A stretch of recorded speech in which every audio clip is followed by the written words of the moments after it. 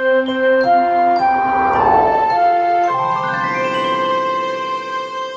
can accommodate as many discussants and hear as many opinions and reflections as we can. To begin this Pakighinabi, may we all rise for our opening prayer and remain standing for the singing of the national anthem.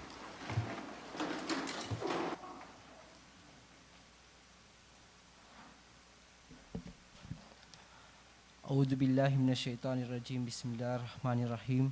Alhamdulillahi rabbil alamin. Arrahmanirrahim.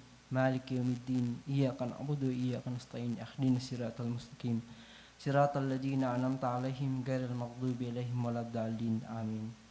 Allahumma alih baina qulubina wa aslih dhata bainina wahdina subus salam wa najina minaz zulumati ilan nuri wa janibna al-fawahisha ma zahara minha wa ma batana wa barik lana fi asma'ina wa absarina wa qulubina wa azwajina wa dhurriyyatina wa tub alaina innaka antat tawwabur rahim waj'alna sakirina li ni'matika mutnina biha kabiliha wati maha alaina.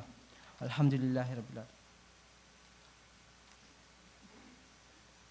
Sunudan dayag durungan amma diyan datas ta langit. Agpasalamat kay katolangon na mga lumo igbagano dini kanami. Sunod kay agpababa na agpamuyo kato neko tinune nagiya hasta tabang na mapanga ni lumo ni naduwan kasunayan. Agdasal kay na mola pa na makemo kay madigar hasta sunad na panagsabad-sabade. Hasta dawatan de kaandin manto mga agtuuan kato duma manubo. Ebo kabagayan kapag taod to langon. Agdasal kay pagsik na agad andin to kemuan kanitang tongko na imunde. Piidan dani dinik nami kantayan. Hasta tunta komunidad ebo duwan pagsik kamantuan. Nigoto agdasalan de na ikasodor ke paminaggan mo ni Ama manama. Amen. O Diyos ng lahat ng bayan, nilikha mo ang mundo at sanlibutan.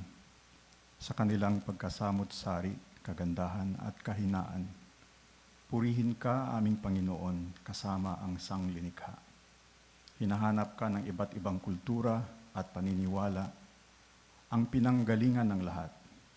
Niloob mong para sa lahat ang bawat isa, di bilang panganib, kundi bilang biyaya. Gabayan mo kami tungo sa landas na pinaghaharian kasama ng inyong pag-ibig at pagkalinga.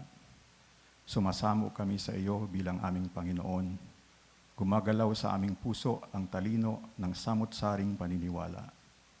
Ikaw ang aming Ama, ikaw ang aming Ala, ikaw ang aming Manama, Magbabaya, Duwata. Tinatawag mo kami sa kapayapaan, Panginoon ng katotohanan at kabutihan. Biyayaan mo kami habang nagtitipon dito sa Ateneo de Davao University. Patatagin ang aming mga puso at kaalaman na loobin ang iyong niloloob nang may husay at pagkilatis upang umusad ang aming sanlibutan ng may tunay na karunungan at katarungan para sa lahat. Amen.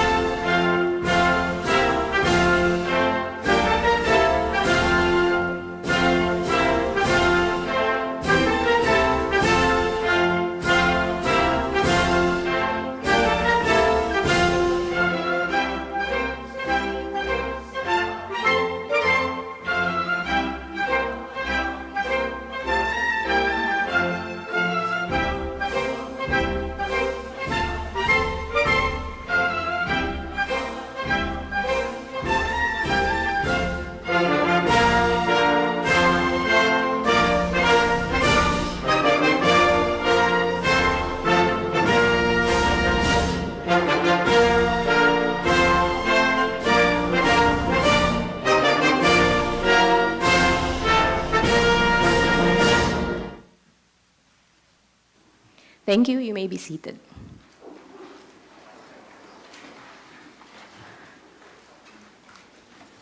To give an opening message and set the proper tone to this Pakighinabi, may I call on our University President, Father Joel Tabora of the Society of Jesus. Good afternoon to all. It is with great pleasure that I welcome you to this special Pakighinabi event at Ateneo de Davao, entitled Intra-religious Dialogue: How a Faith Tradition Can Rediscover Its Unity. Through its vision and mission, the Ateneo de Davao University is committed to inter-religious dialogue. In this context, we are happy to host in the university the Al-Qalam Institute of Islamic Identities and Dialogue in Southeast Asia, headed by Datu Mussolini Lidasan. The inter-religious dialogue, which occurs between different faith traditions, as between Christians and Muslims, seeking insight into the faith of another through greater openness to the other's faith, has often led us to the need for deeper insight into our own faith tradition,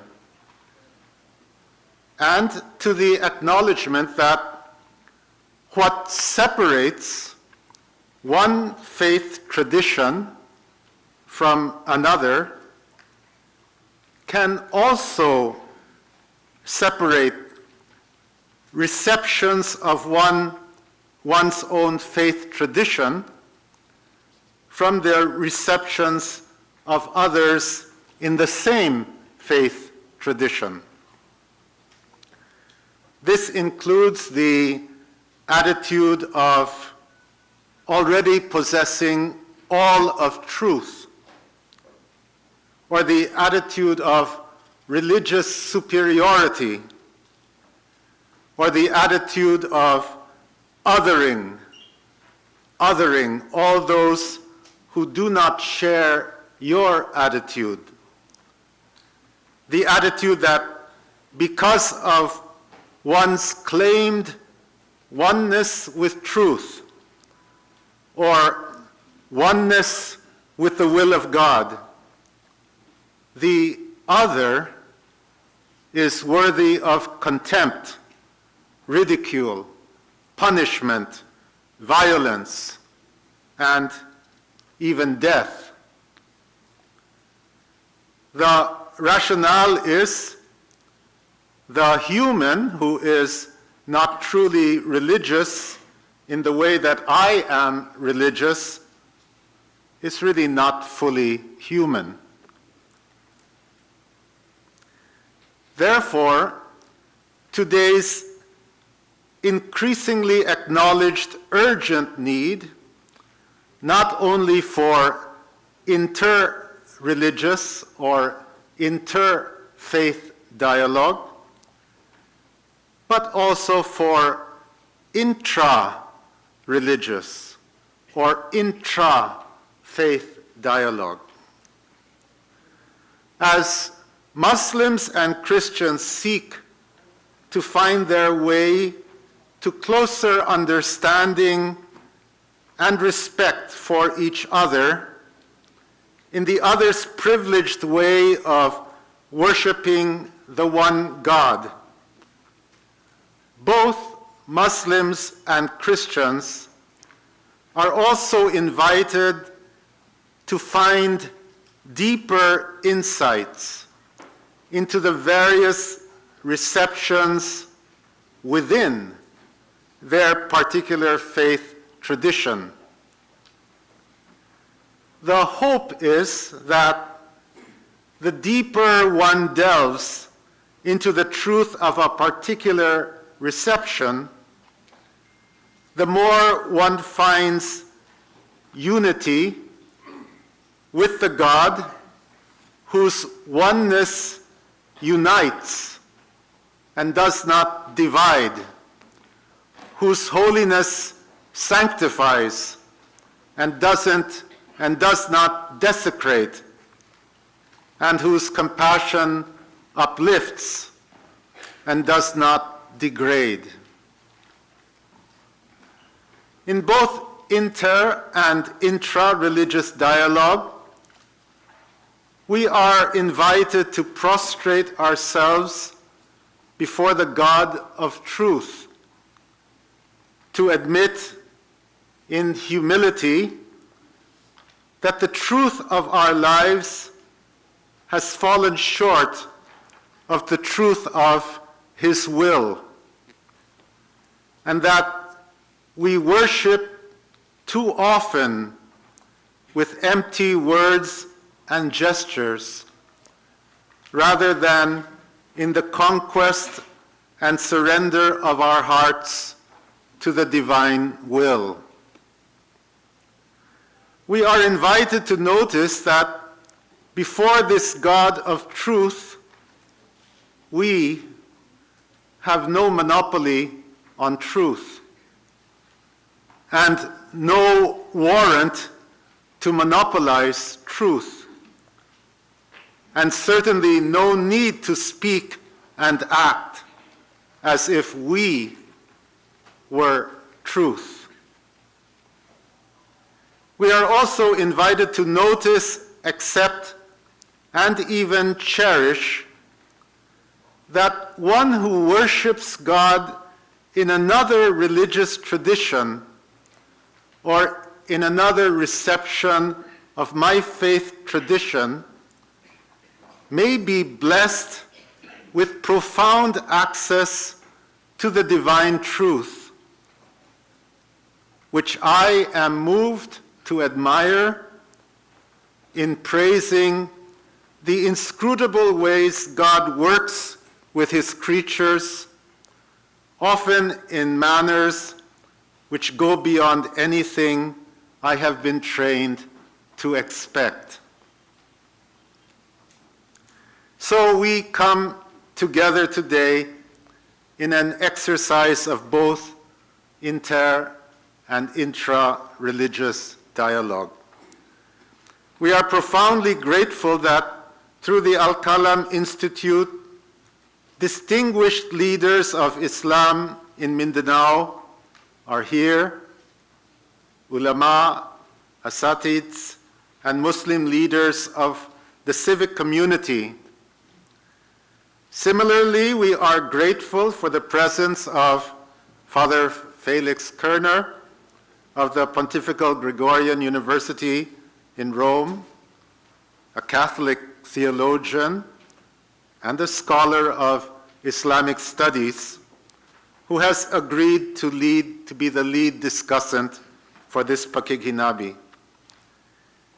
We are also grateful for the members present here of the Christian faith tradition from the different Christian churches here, from the local Catholic Church led by its head shepherd, Archbishop Romulo Valles, and for those who are here, Muslims and Christians together, who in the name of God pray, yearn, and work together for peace.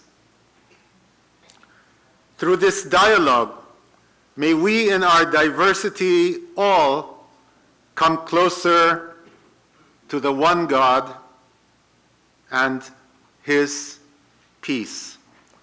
Welcome all to Ateneo de Davao. Thank you, Father Joel. In this edition of the Pakighinabi, our lead discussant shall talk about intra-religious dialogue, how a faith tradition can rediscover its unity. His talk will analyze the experience of ecumenical reconciliation processes and their theological methodologies. On that background, he will indicate in 10 theses ways to overcome conflicts within a faith tradition, effective ways of intra-religious dialogue. But a few words about our speaker. Father, how do you pronounce it? Felix Kerner, like my name, Faith, is a German Jesuit priest. He holds a doctorate in Islamic studies and has lived in Syria and Turkey for his research. After a second doctorate in Catholic dogmatics, he was called to the Pontifical Gregorian University in Rome, an academic institution founded in 1553 by Ignatius of Loyola and now famous for its mission to form future leaders of the Universal Church from more than 120 countries. Father Kerner lectures on the Catholic faith, intra-Christian dialogue, and Muslim-Christian relations. He is a member of the Pontifical Council for Inter-Religious Dialogue's Commission for Religious Relations with Muslims. To begin our conversation, may I now call on Father Felix Kerner.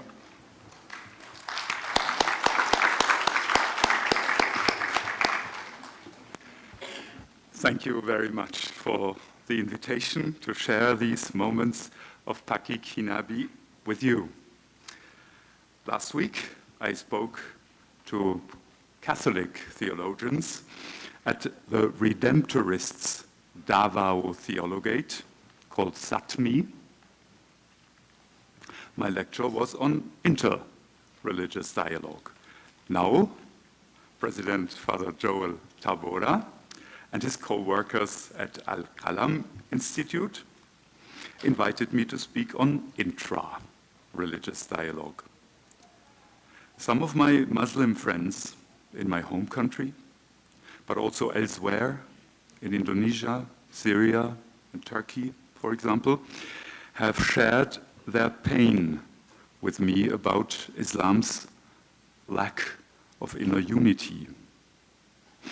Now, as a German and as a Christian, I am also looking back to a history of religious divisions. In Europe, processes of reconciliation have become fruitful in the last years. Coming from there, I have prepared 10 theses, as you announced. Afterwards, you may discuss my theses. I hope that my experience, research, and reflection may be an inspiring contribution for a helpful afternoon, although I am an outsider, or maybe because I am an outsider. Helpful, I hope, for each one of you, for the communities you represent, and also for myself. And since in the discussion you will speak about your past experience and future hopes, today's encounter may also be helpful on the inter-religious level. That is my hope and my prayer this afternoon.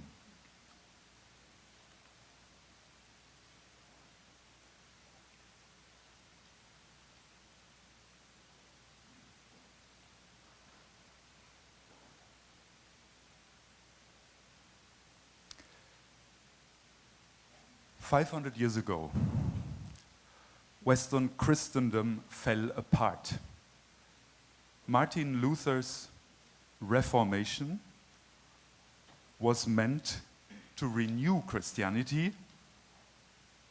He and other reformers wanted to return to the loving, convincing, gospel-shaped beginnings of the church. The outcome of that attempt to renew the church, however, was to split the church. Catholics over against Protestants. In my home country, both groups are equally strong in numbers and influence. Last year, they wrote an impressive text together. We do not want to celebrate the Reformation because it had regrettable effects, loss of unity, loss of credibility, and indeed, loss of many lives. We do not want to celebrate the Reformation, but it is an important anniversary. So, together, we found the formula that we commemorate the Reformation. The 2016 document proposes a long-tested methodology called Healing of Memory. The title refers to two things at the same time. First, we are all, even after 500 years, still carrying wounds in our memories, which need healing. Healing of memory means let our memories find healing. Second, however, also, memory is the way for the future. Healing of memory means healing by digesting the past. Memory, remembering, is important for the process of our healing. So the point is not, let us simply forget what has happened. One cannot decide to forget anyway. Likewise, forgiving is not an option. It is a process. The whole world was able to learn from South Africa after apartheid. It is from Nelson Mandela's wisdom that we learned the methodology called healing memory. We will only get lasting peace if we dare to look at what happened, what was done, by whom. Not in order to cut new wounds, but in order to allow the old ones to heal. Two former enemies were able to prepare this year's commemoration together. In that process, they had three insights. First, we cannot get rid of the scars, but healing means to arrive at a time when the scars do not hurt anymore. Second, we cannot change the past, but we can change the effects the past has on us. And finally, we need not tell two conflicting stories. We are rather finally able to tell the story of our separation together. These are three insights of humility and maturity. How come that century-old enemies were suddenly able to get reconciled? That brings us to our next three theses. They all have to do with memory.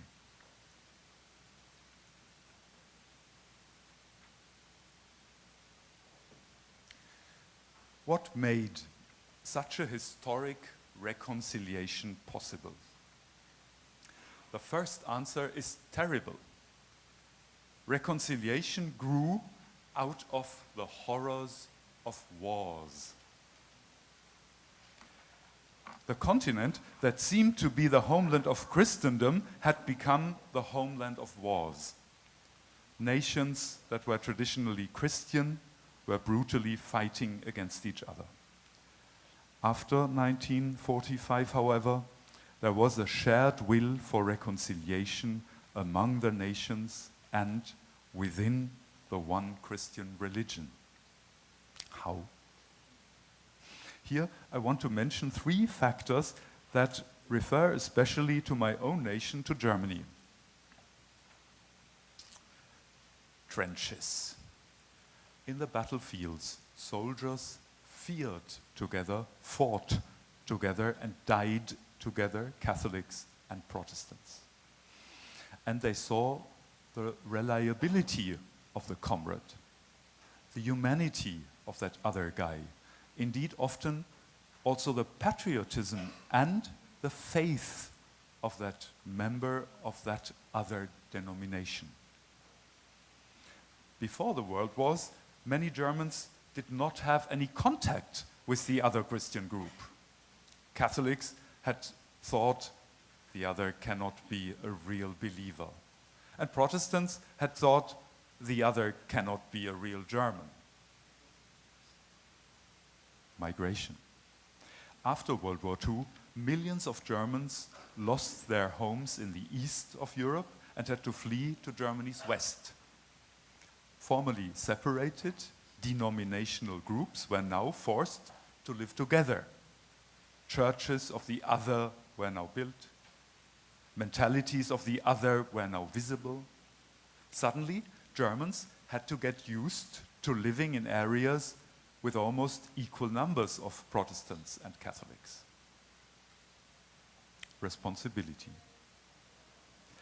The most horrible war, World War II, was started in Germany, by Germany. We acknowledge that we are carrying heavy guilt and that we have caused, in the years until 1945, more than 12 million deaths in concentration camps, in armed combat, and even in people's homes. You might say that I am not responsible of that because I was born almost 20 years after the war. But we say, and I think that is exactly right, today's Germans are in fact responsible of that.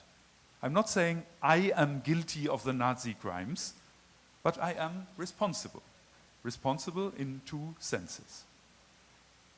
I and my fellow Germans today are responsible in front of those victims who only now come and ask for recognition of their suffering, like the thousands of prisoners of war who are still alive and were exploited, abused, dehumanized by Germans. Second, I and my co-nationals are responsible for the future. We have to educate people to overcome prejudice and polarization.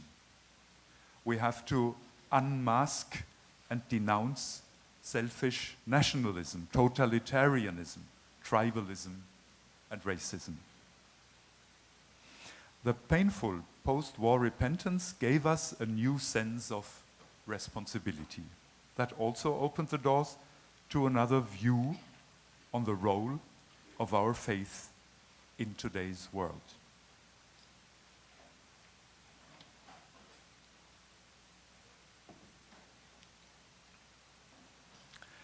The unprecedented sufferings, traumas, deaths, and the continuing threat to global peace after World War II changed the priorities in many Christians, including their theologians and leaders.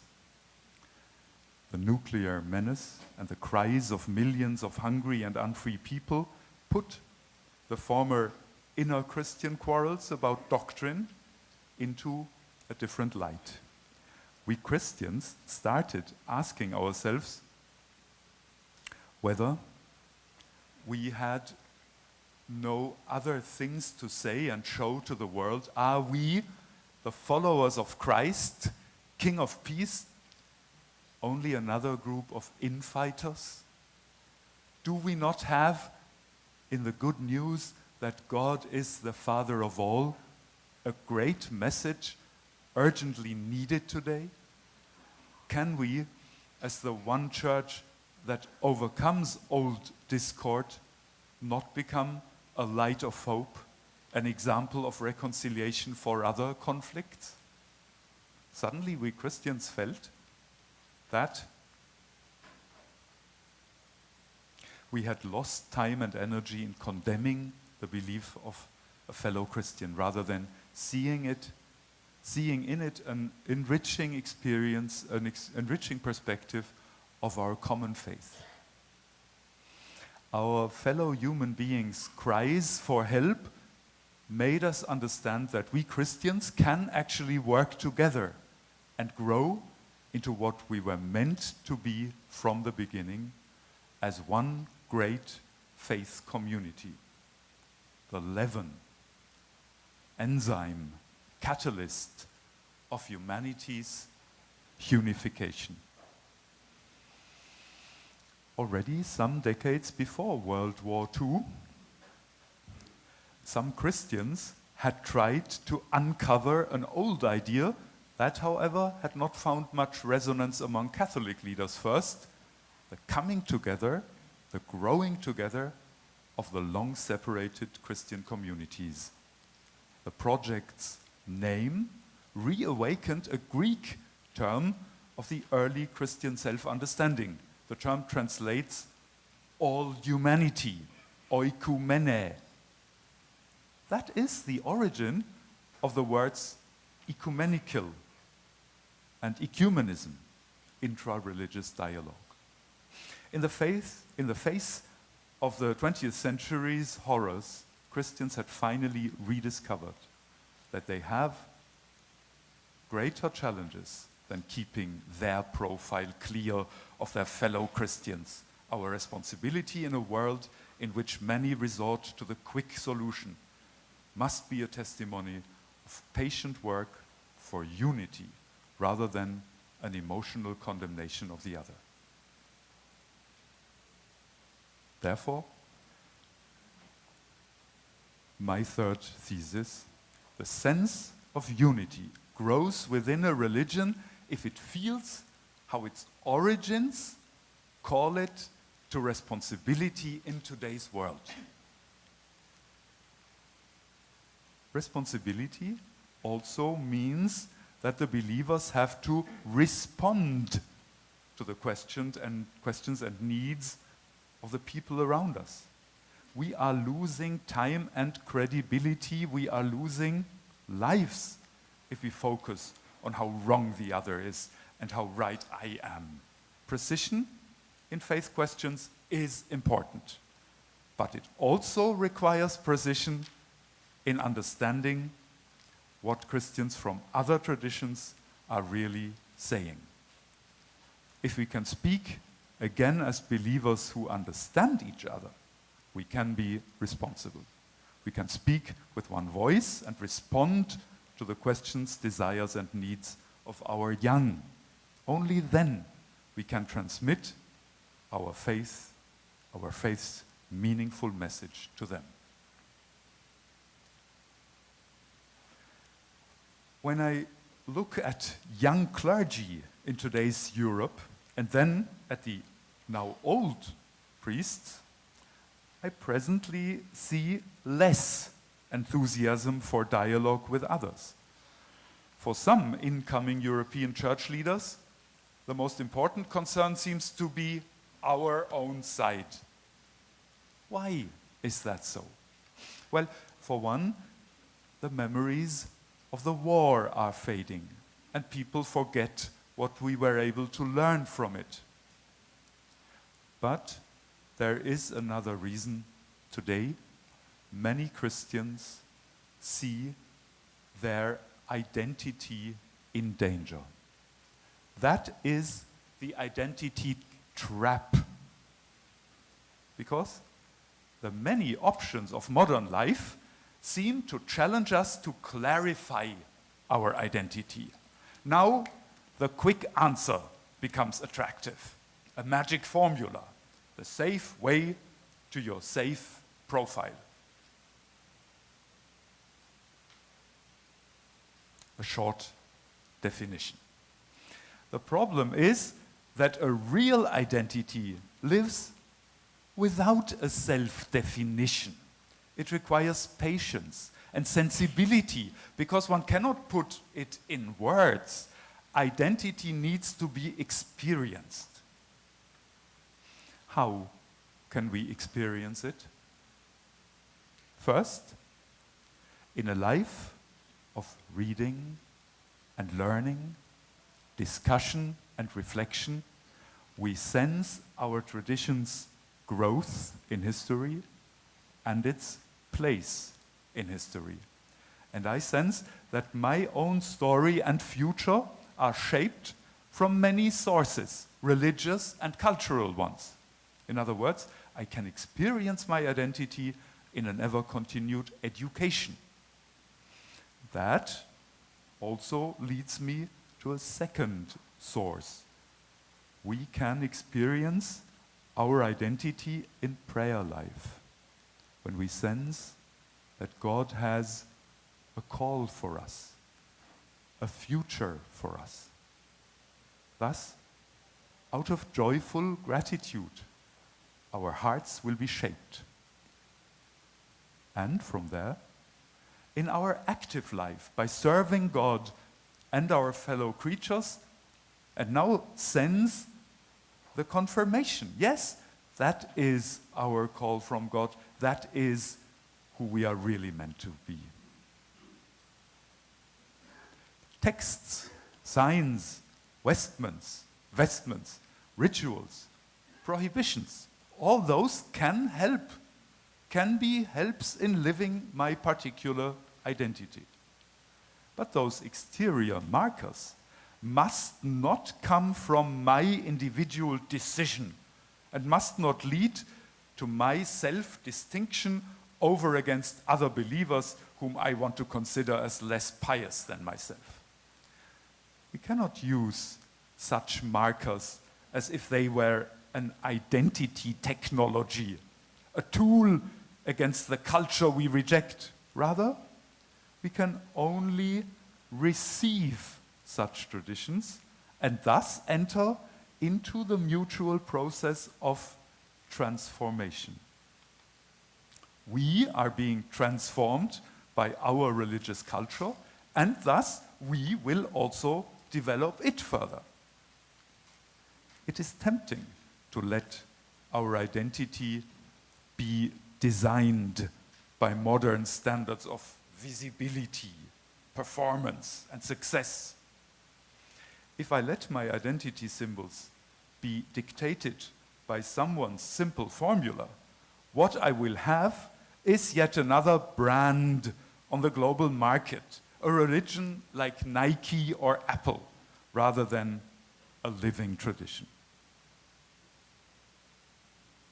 Believers will not be attracted by simplistic offers of self-definition and self-demarcation if they come to sense their identity in learning, praying, and serving.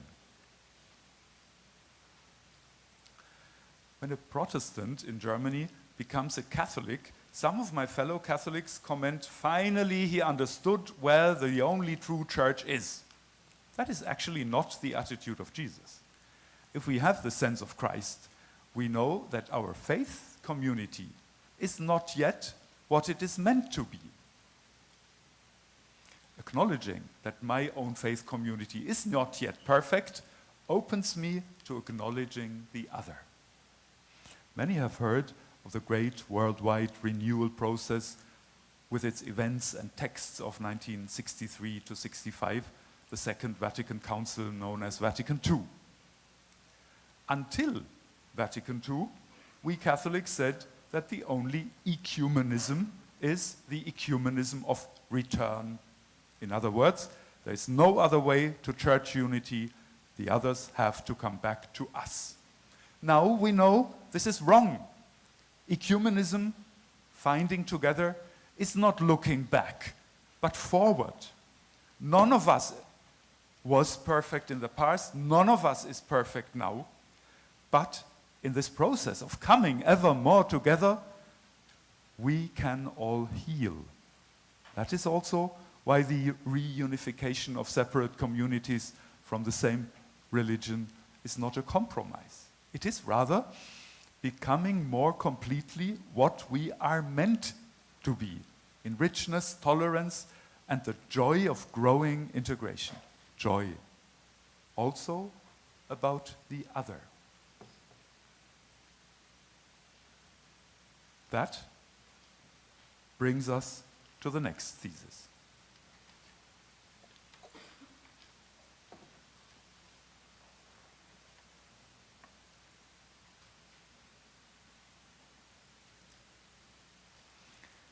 The opening of the Reformation's commemorations happened in Lund, in Sweden. It came as a big surprise that there was a special Catholic guest. Pope Francis was there. On that occasion, he said something remarkable. Actually, he did not simply say it, he prayed it. O Holy Spirit, help us rejoice in the gifts that have come to the Church through the Reformation. We can see the individual religious other as a gift. We can see this other tradition of our own faith as a gift. And we can even see that God's wisdom has brought good things out of that, what we felt for centuries to be only the source of disunity. The other is a gift we can rejoice in. The person who lives a competing tradition, but also that other community, that other style of living our faith. The new interest in the Bible, hymns in people's own languages, a good preaching, well-educated clergy, and even the humility we all gained in seeing that we ourselves cannot bring about our intra-religious unity. All those effects of the Reformation are gifts which we can now cherish as signs of God's generosity, God's way of purifying us, God's challenging us, God's gifting us. Beyond this joyful tone, however, more is to be learned from the demanding inspiration of the present Pope Francis. In 2014, the Pope traveled to Jerusalem and met the Grand Mufti Muhammad Ahmad Hussein there in the Holy City. He also said something remarkable. To sense its challenge, you have to imagine that everything expressed on that occasion was to be heard also on the background of the Israeli-Palestinian conflict. Francis called out, "Let us learn to understand the pain of the other." That must be my seventh message. We must learn to understand the pain of the other too. In the Holy Land, the two conflicting parties cannot tell their history together. They will both say, "We are the victims of humanity's most inhumane suffering. The whole world is siding with our enemy. We want peace, but the others frustrate every attempt to live together. Because of their unreliability, a serious dialogue is impossible." Both will say all this, and both have good reasons. Any advancement is blocked, any solution is deadlocked. In this context, and to all of us, Francis gives this risky direction, dare to sense what the other has gone through.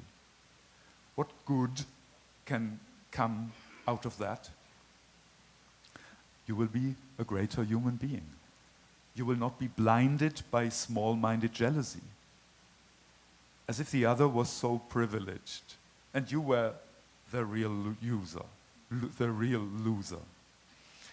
You will be open to new ideas, to constructive proposals, to a new vision of what real life is.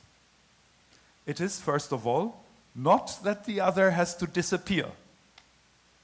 The other will be around, and yes, that is not easy. Now, so far, my thesis sounded like the proposal of a mediator who comes from outside. They sounded pragmatic, and as if the faith contents of the religious traditions played no role in solving the conflict. But I am a theologian, and I do think that the teaching of my faith tradition, my religious community, is true. Therefore, I will also show you the method Protestants and Catholics use when they write documents of agreement in the hard questions of foundational teaching.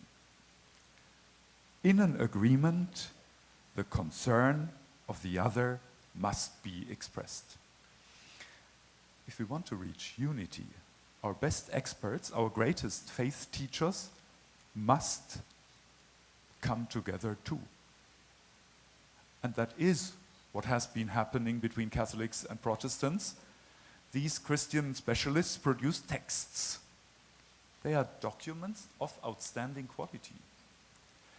That is so because they follow an excellent methodology.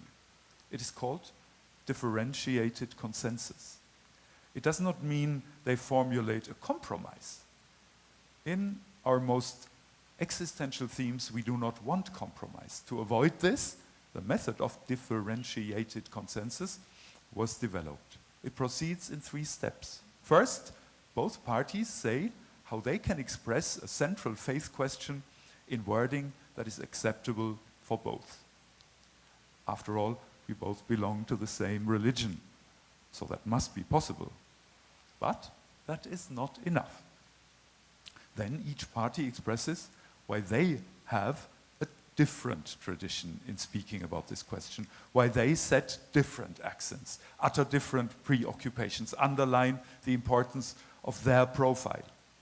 They write down their particular concerns.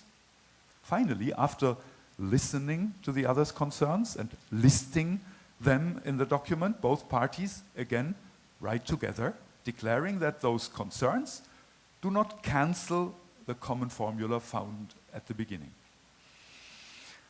A dialogue that follows this rule will often take different rounds until the right expression is found for the common faith formula. Once found, however, it is a solid basis for the future. It is so strong for 3 reasons. It understands that unity is not uniformity, that our faith has always had room for variance, cultural difference, for a certain plurality, and that we can distinguish between essential belief and contrasting perspectives on it.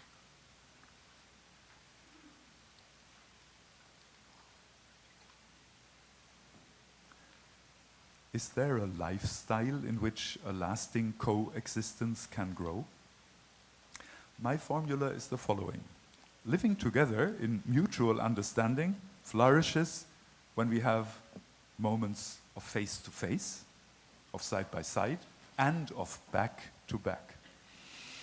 We need to sit together, to talk about our past, to hear the pain of the other, to listen to the other's differing understanding and practice, to go through the story of our separation, to allow the memory heal us, and to rejoice in the gift of the other.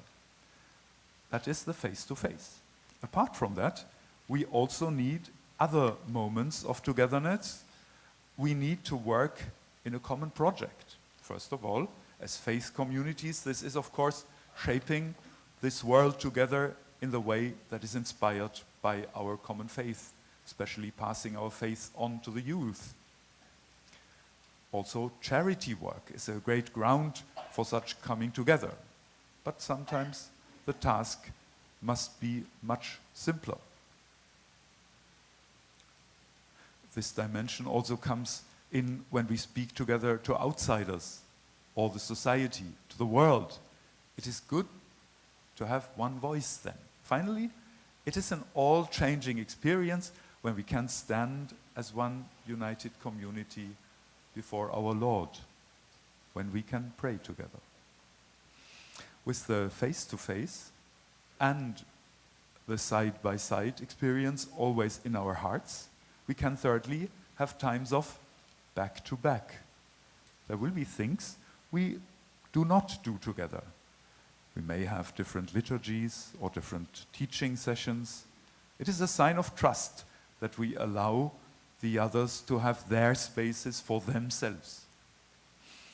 In Turkish, the one standing back to back with me is arkadaş. That is the word for friend. You trust your friend back there although you do not see him, but together you have the full circle perspective.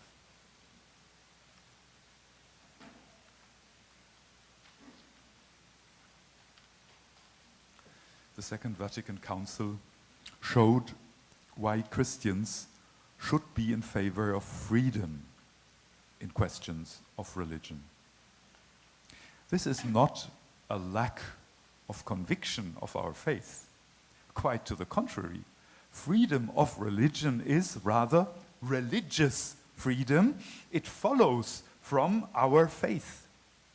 We promote a state that leaves its citizens free to choose their religious beliefs, or not to believe, or not to choose.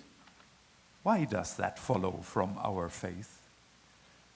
Faith is a willing, loving yes to God.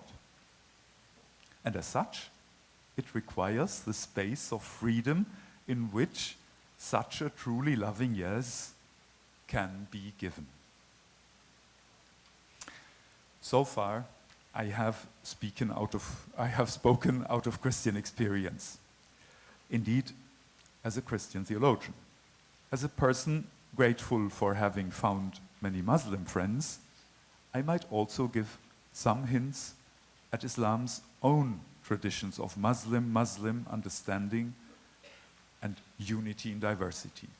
I mention very quickly 9 points leading to the last, my 10th thesis. First, the Quran's fundamental intention is to call everyone to conversion to the one and only God. So, the Quran speaks to free persons, free to take their own life decisions.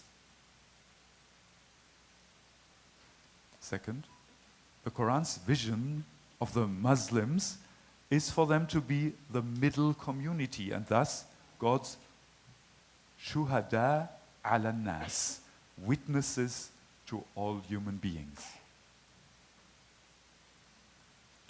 The Quran is, however, well aware of the dangers of disunity. Its way of dealing with quarrels in faith questions is to remind the dissenters of their common ground. In the Quran itself, that refers to Jews and Christians. But the principle holds for inner Islamic quarreling as well. Agree on what is your common ground, but do not strive for uniformity. Fourth, inner Islamic dissent in questions of belief was, from early on, mixed with struggles for political power. Every generation has to uncover the politics behind doctrine. An old Islamic motto says that salvation is in the community, jama'ah. That word can be a good orientation because it might mean not only in the group over against the individual or in the big group rather than in some sect, but also that the way to paradise is to go in harmony. Sixth, what the early rulers normally avoided was to declare dissenting Muslims to be unbelievers. They did not want to get obliged to start a religious war against them.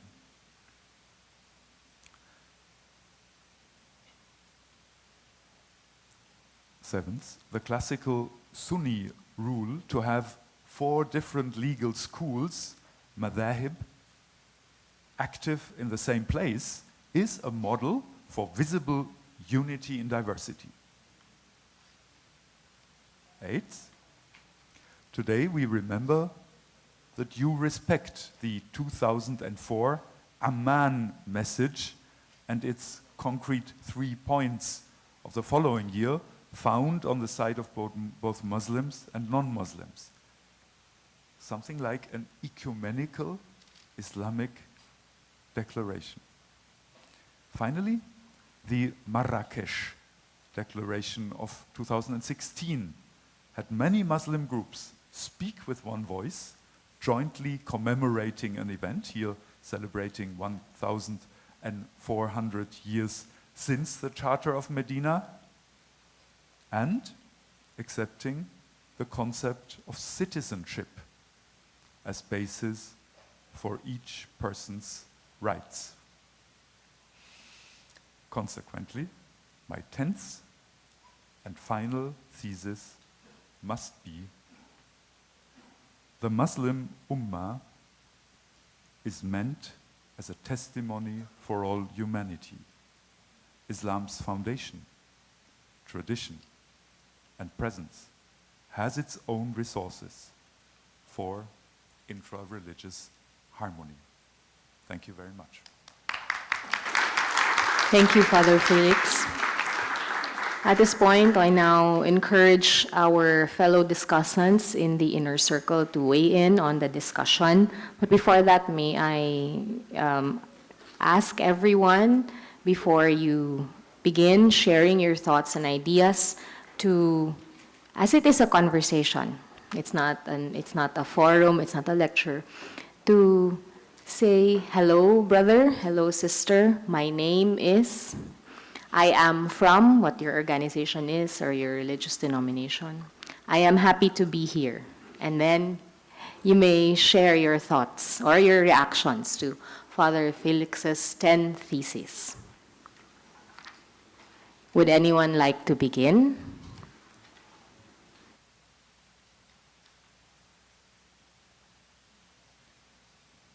Or shall I call out one by one? It's a conversation. We're supposed to spontaneously exchange ideas.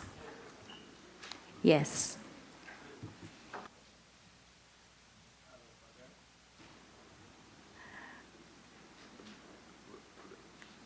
You may use the face icon, press it so that you can talk. Thank you. Hello, Father. Good afternoon. Assalamualaikum. Peace be with you. I am Sheikh Saleh Musa, Al-Kalam Sharia Advisory Board, and a member of the National Ulama Conference of the Philippines and the legal assistant of Bangsamoro Transition Commission currently.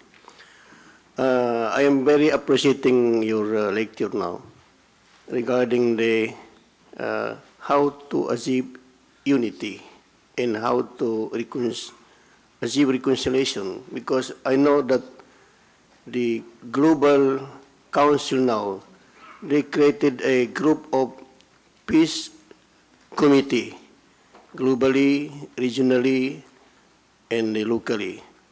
But the question now, why they can return back to the religious topic, always politically topic, their issue. Then we know that all prophets in the world, they are commanded by the God to worship or to pet, traditional pet. Then they commanded by the God to observe their respect to the other, and justice and loving.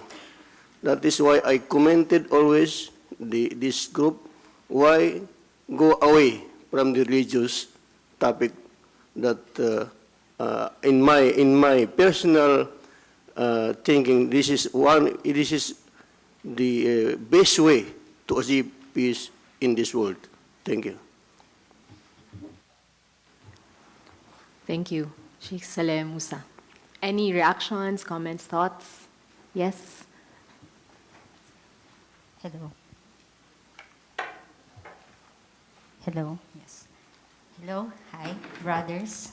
Assalamualaikum warahmatullahi wabarakatuh. I am Marifa Agar, and I am representing the Moropreneur. It is a social entrepreneur organization based in Cotabato City. Okay, I am first of all, thanking Father Felix for a very enlightening lecture. And actually, your first thesis caught my attention, the healing of memory, because it very much resonates with the Bangsamoro context. As you may know, Mindanao, particularly the Bangsamoro areas, these are conflict-affected areas in Mindanao, has experienced a protracted armed conflict. And we are also in a process of healing from the almost 4 decades of armed conflict and historical injustices committed against the Bangsamoro. And I would like to borrow your words. We will only get lasting peace if we dare to look at what happened, what was done, by whom, not in order to cut new wounds, but in order to allow the old ones to deal. You see, there is this concept that gained traction, and I think is very much applicable also in the Bangsamoro. We call the concept is called transitional justice and reconciliation, and I think looking at the healing of memory concept, these two are similar. There's this concept also dealing with the past, yes, and it is very similar also with the healing of memory. I'm not sure if healing of memory involves judicial measures to redress past historical injustices. So therefore, my question comes in. In the healing of memory, does it involve both judicial and non-judicial measures as a sort of redress for past human rights violations and historical injustices committed against a group of people? And my second comment or remark is on your 8th thesis, the differentiated consensus. And I agree, we really need our religious leaders to come together to bring into the table the problems, the challenges that are being faced by our faith, Islam. I'm not an Islamic scholar. I am not also an expert of the Islamic doctrine and the laws of Islam. But as a Muslim, I feel the need to participate in dialogues and discourses such as this, to voice my not maybe solutions, but I think what can be done to make sure that our religion, Intra, lives not necessarily, as you said earlier, unity is not uniformity, but unity in multiplicity. So that's what we want to achieve as of now, that we want to reflect that there is indeed unity in diversity in Islam, and it is actually one of the basic tenets of our religion. Thank you. Thank you, Ms. Marifa Agar. Yes, Mr. Jafar Kimpa. Mr. Jafar Kimpa of Jabu Jabu Recalling Incorporated, at the same time chair of the Zamboanga Amores Interfaith Incorporated from Zamboanga City. Sister, no, if you look at that consensus, I think leaders, Muslim leaders, should go back to what Prophet Muhammad sallallahu alaihi wasallam was advising us. If there are differences, go to what is stated in the Holy Quran and what is the hadith of Rasulullah. Then you are going to discuss that and solve the differences from that principles. We are already having guidance from the religion on that. Now, as Father Joel was telling us, there's no monopoly of truth, or there is no monopoly of knowledge.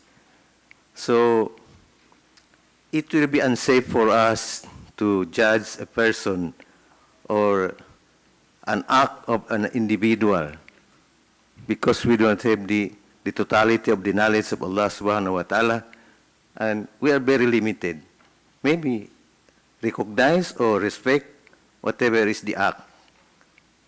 And then look after. Maybe he is wrong and you are right, or maybe you're right and he is wrong. That's what the Prophet Muhammad was saying. Either I'm right, you are wrong, or you are right and I'm wrong. Now, about the Muslim Ummah, it's really a community that is guided accordingly. For as long as we internalize what is being taught to us in our religion, everything has been perfected there, so we need to internalize those things. And I also support the saying of Brother Sheikh Musa. Most of the problems that we have here are politically motivated. When you talk about Islam, there's no problem because Rasulullah has been telling us you are divided into 73 groups, so you should be aware if that fellow is having different practice, so you should be aware he is one of the 73 that is supposed to be his follower. So these things are already there, intact. But if our leaders are using the religion for their political agenda, that is where we are having a problem. Thank you very much. Thank you, Mr. Kimpa. Let me traffic the conversation for a while. In the order, Dr. Panda, and then Dr. Limba, and then Attorney Dalumimbang, and Brother Carl. Okay. Alhamdulillah, thank you so much, Father Felix, for the very comprehensive discussion on the various theses you are going to look for a very significant reactions or discussions. I observed that in your presentation, you're actually explaining the problems behind or affecting unity, despite that all human beings believe to have one God. And I also believe that all religions have process towards unity, peace, and development. To Islam, there is a need for us to return back to the Islamic education that was being observed by the Prophet and the Sahaba. Because we believe that Islamic education as a process towards peace, unity, and development. Because it molds the value of taqwa in order to have considerable number of muttaqin in a given society. There are two aspects of education. We have the revealed and the acquired knowledge. the revealed knowledge referring to the words of God as enshrined in the glorious Quran and the Sunnah of the Holy Prophet Muhammad, peace and blessing of Allah be upon him. And the acquired knowledge refers to the knowledge that is learned directly from the various creatures of Allah subhanahu wa ta'ala. But the very purpose of such is to mold, I said to mold the value of taqwa in order to have considerable number of muttaqin or a God-fearing people, just like what the Christians should. Because every religion must mold a persons who have strong belief in Allah, believe in God, rather. Now, once we have the considerable number of muttaqin or God-fearing people, whether you are Christians or Muslims,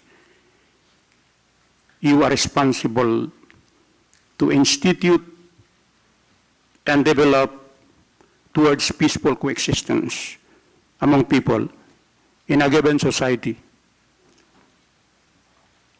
That should be the main thrust of the people, that we need to ensure peaceful coexistence, just like what happened during the lifetime of Prophet Muhammad, peace and blessing of Allah be upon him, that when he reached in Medina, from Makkah, he was able to establish the Islamic community in Medina, where diverse people were there.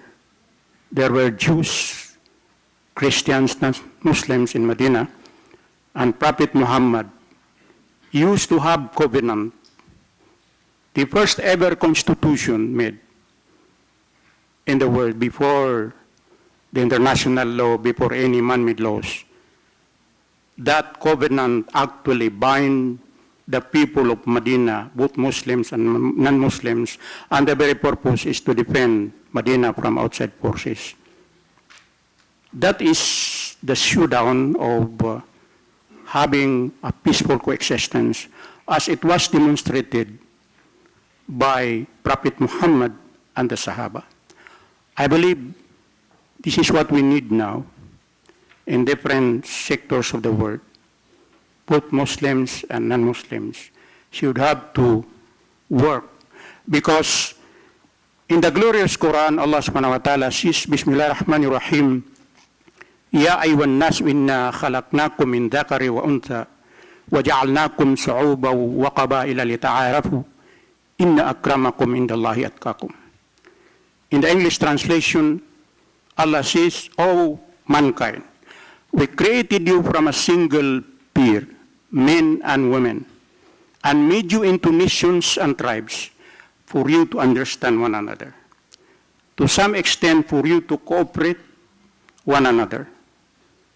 But the most honorable among you in the sight of Allah subhanahu wa ta'ala are those who are God-fearing. The God-fearing people. So therefore, the very purpose of having this nation and tribes in this world is to understand one another. Because no country, no person or a country or a society can live alone without the help of another. No one is not an island. So therefore, since everybody needs another, every country needs another, we need to unite as one.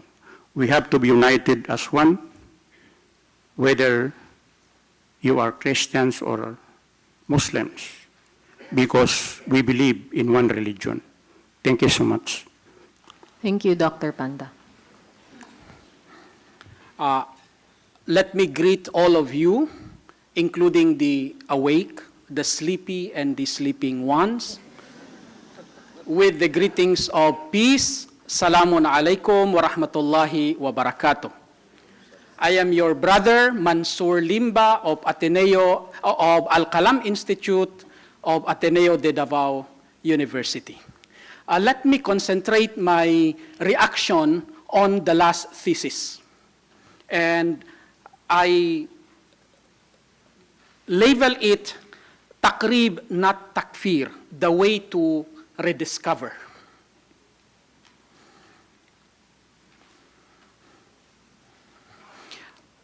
In every faith tradition, in the early period, the doctrines and practices were simple. And the original guide or guides were present.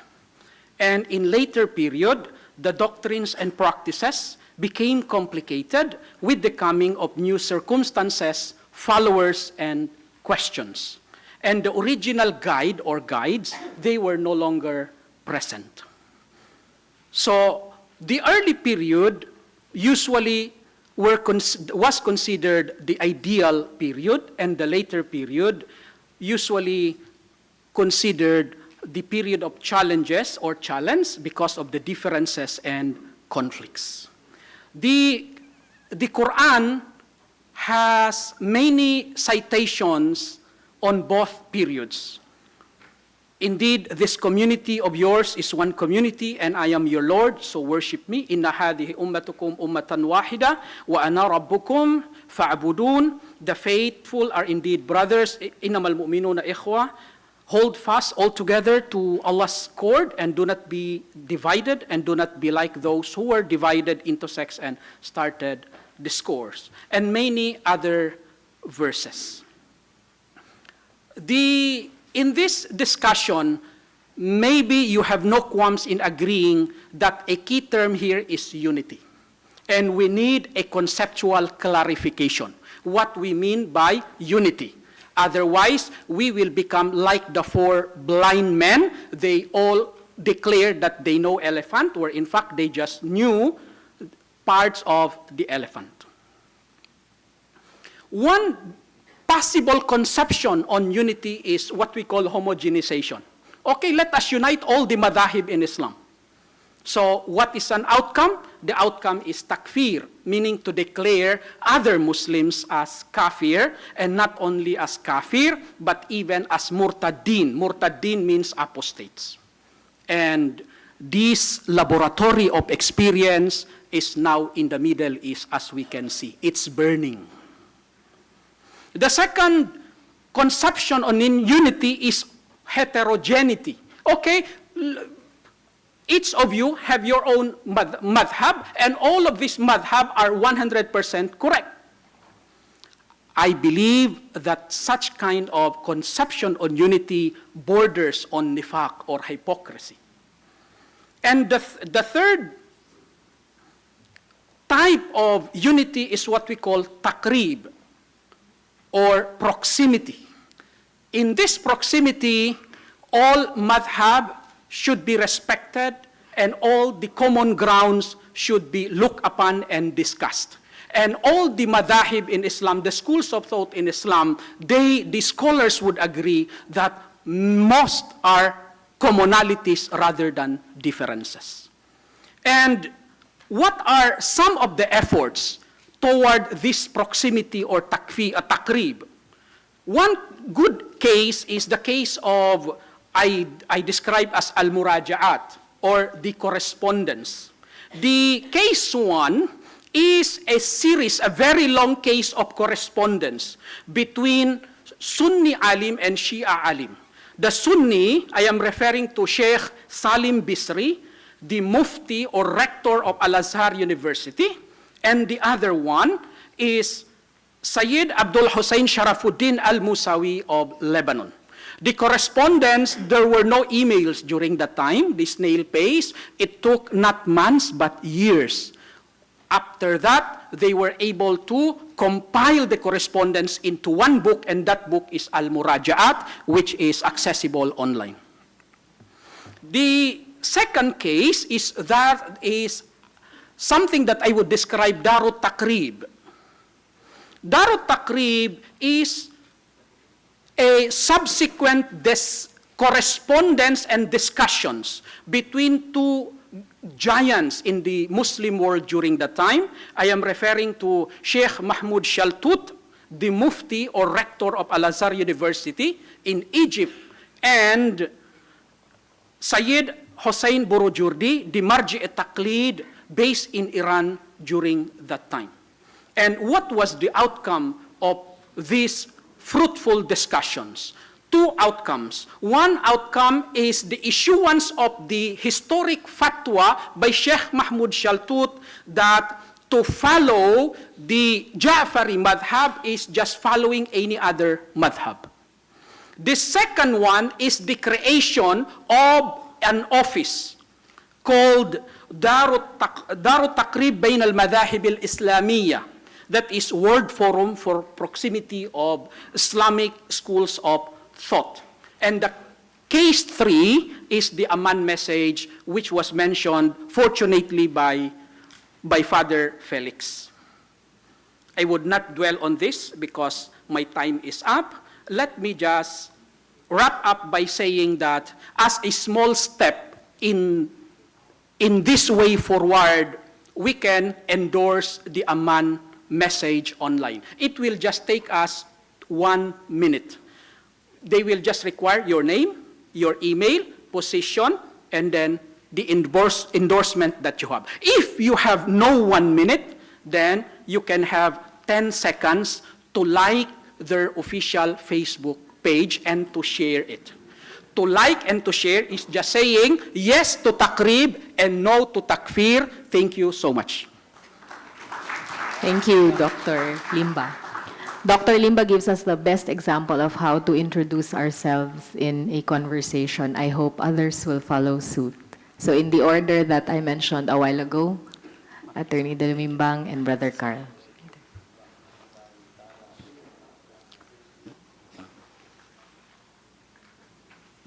Assalamualaikum warahmatullahi ta'ala wabarakatuh. I am James Dalumimbang, Sharia by profession, representing the Sharia Lawyer Leagues of the Philippines from Cotabato City. I am very much thankful to our lecturer and to all speakers a while ago. So what I'm going to speak is about the unity, this unity of the Ummah. Because when I read several books, I discovered that even the Sahaba, that they were this united, and that this unity transcended to us. So if we have to scan the history after the demise of Prophet Muhammad, that there were 3 questions arose where the companions of Prophet Muhammad disunited. This is a question of history, and please take note. One question is the question of interpretation of the Holy Quran. Then the second question is the question of imamate.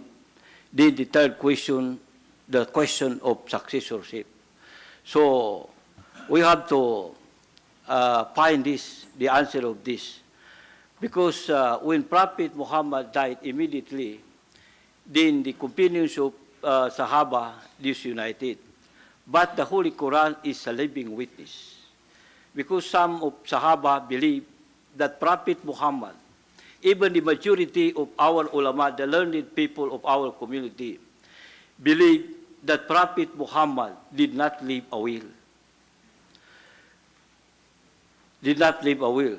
But if you try to find in the Surah Al-Ma'idah, if I'm not mistaken, Surah Al-Ma'idah, verse 68, and do not interpret according to interpretation. Because if you have to, and you are not a Mufassirun, you cannot get the correct answer. That is now the problem, because we are going to interpret the Holy Quran, even that you are not a Mufassirun. So if you want to know the interpretation of the Holy Quran, we have to follow the interpretation of the Mufassirun. Because we have the 2 contents of the Holy Quran, we have the clear and unclear. So that unclear, we need the interpretation of the Mufassirun. So that's why that even today, the disunity of the Muslim Ummah is prevailing. I will give you a set of examples. We have 56 Muslim Muslim countries. Then out of 56 Muslim countries, only 6 who are not celebrating the Maulid al-Nabi. The 50 Muslim countries are celebrating. The question is, are the ulamas of the 6 more learned than the 50 Muslim countries ulama in the world? So we have to consider that. So I agree with that, with Dr. Panda, our former professor at Mindanao State University, that we need in Islamic education. Because if we do not have a Islamic education, we cannot constitute a God-fearing people because they do not know. Considering the fact that only the Holy Quran distinguishes the bad and the good. You have to read many books that you cannot find distinguishes bad and good except the Holy Quran. So thank you and very much. Thank you, Attorney Dalumimbang. Brother Carl? Okay. Good afternoon, everyone. Assalamualaikum. Mayang hapon sa tanan. I am Brother Carl Gaspar. I am a Redemptorist brother from Davao City. I am the Dean of the St. Alfonso's Theological and Mission Institute, a partner of the Ateneo de Davao, and I'm also here at this university to teach anthropology.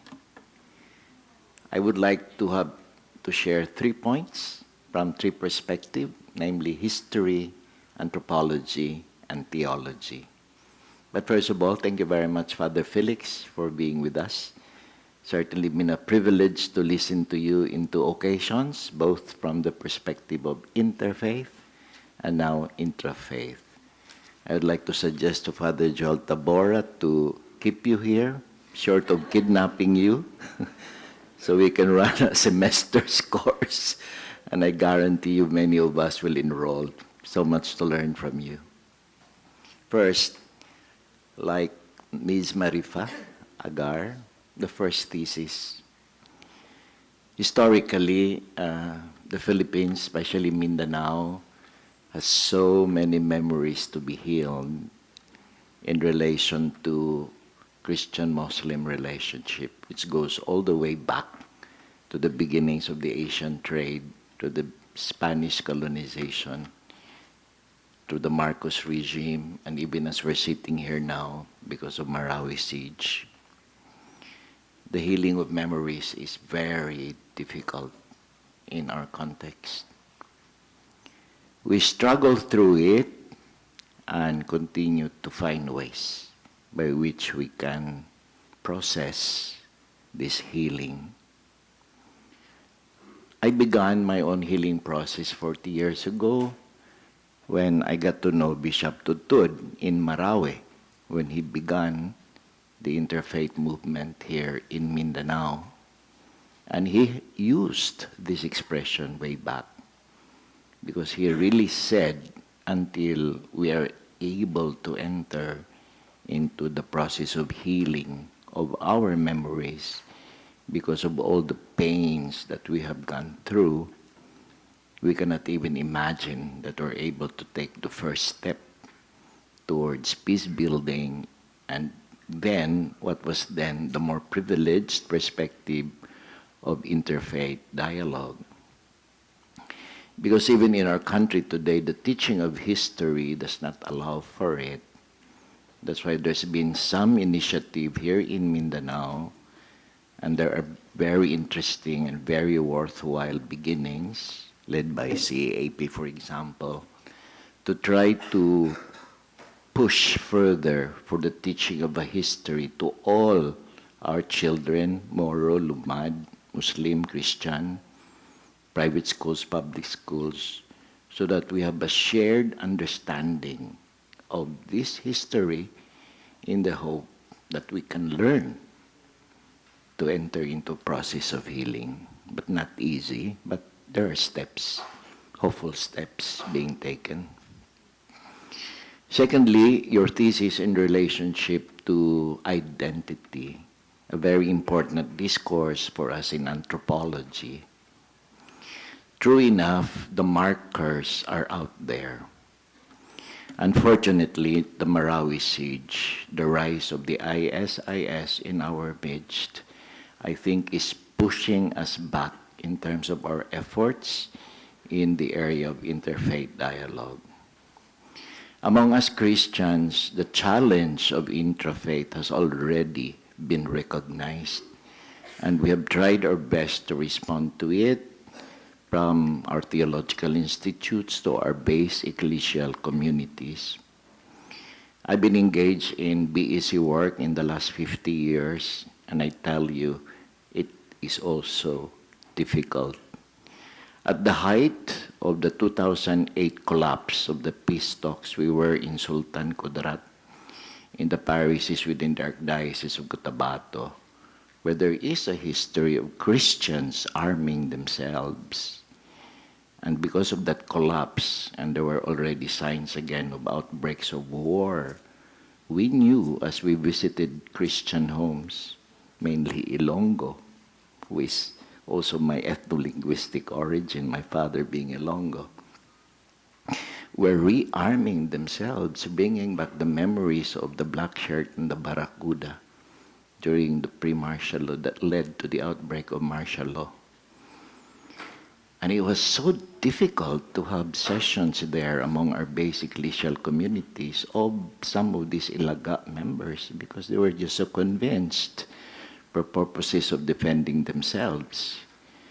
And we knew even within our own Christian tradition, the whole aspect of interfaith, let alone dealing with Protestants, especially those that are of the fundamentalist type, like the Iglesia ni Cristo, the Kibuloy. They're only talking about even within the mainstream Protestant groups and within the Roman Catholic Church. That has not been difficult. A very good story that will illustrate this point. There was this young priest from Malaybalay where Islam is not so present, unlike other parts of Mindanao, whose discernment of his vocation led him to decide to be engaged in interfaith dialogue and ask his bishop to free him from this diocese to transfer to the prelature of Marawi, where substantially the great majority are Muslims. And he passed by the Archdiocese of Cotabato because he has former classmates there in the seminary, and proudly said, I'm moving to that prelature because I want to engage in interfaith dialogue. To which his classmates said, have you lost your mind?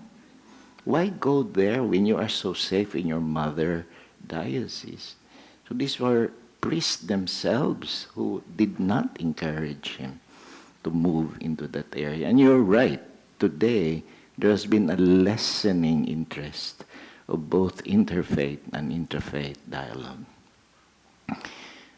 But true enough, these identity markers are really arising because Christians in these troubled areas, especially where you have media in the Philippines demonizing Muslims because of ISIS, are creating spaces of legitimization for taking on a very aggressive anti-Muslim sentiment, difficult terrain to operate in. Which brings us lastly to the field of theology, what we can do. I'm very glad Bishop Balies is here, our Archbishop, because he's the incoming CBCP President. And the recent statement of the Catholic Bishops' Conference during their last assembly in the wake of the Marawi crisis once more underlined the importance of interfaith dialogue in the Philippines, to which also should be added interfaith, because among ourselves, there's so much to be done in what you said, that we should learn together, pray together, and serve together. Thank you. Thank you, Brother Carl. Before we proceed in asking the insights from our fellow discussants, Can we just hear your thoughts on what was already said? The questions that were raised also by Ms. Agar, I believe it was not answered. Father Felix? These are extremely helpful, profound,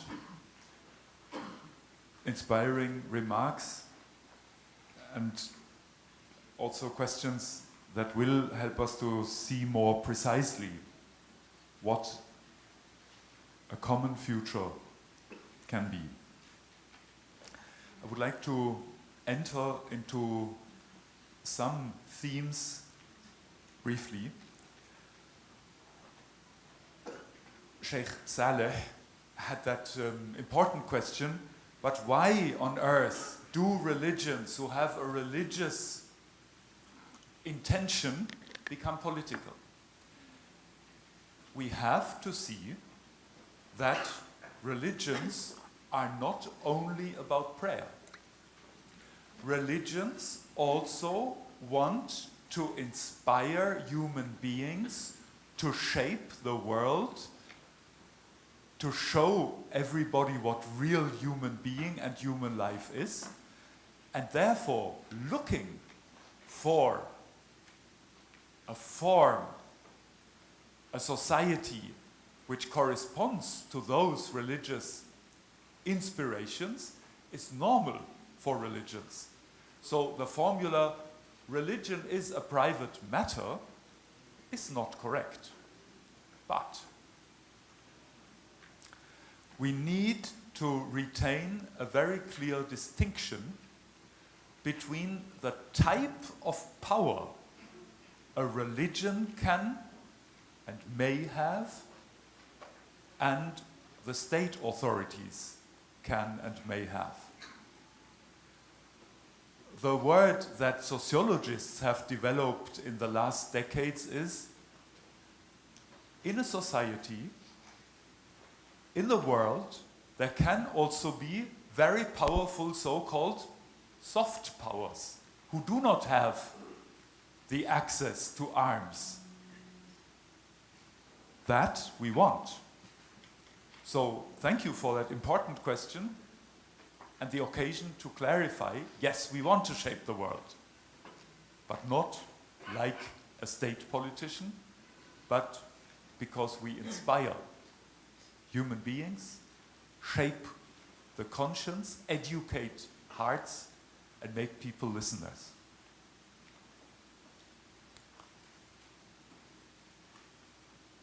Mrs. Ma'arifa, does the healing of memory mean that we have extrajudicial measures? Very clearly the answer is no.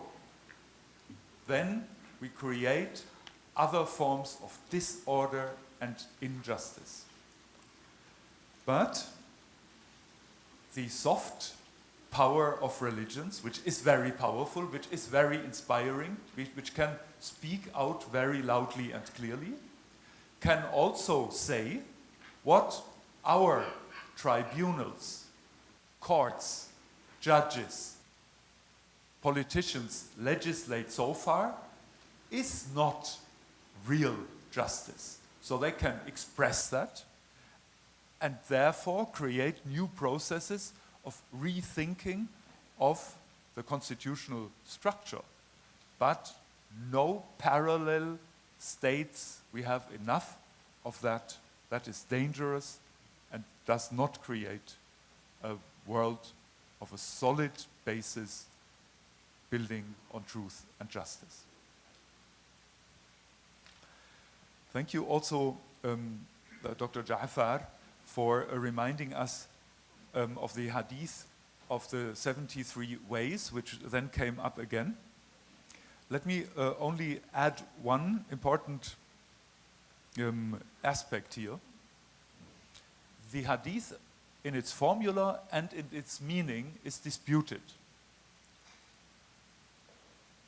What is behind it most probably is not 72 are wrong and one is correct. And I was very happy to hear that from two mouths this afternoon that there is a sense of plurality in that early tradition.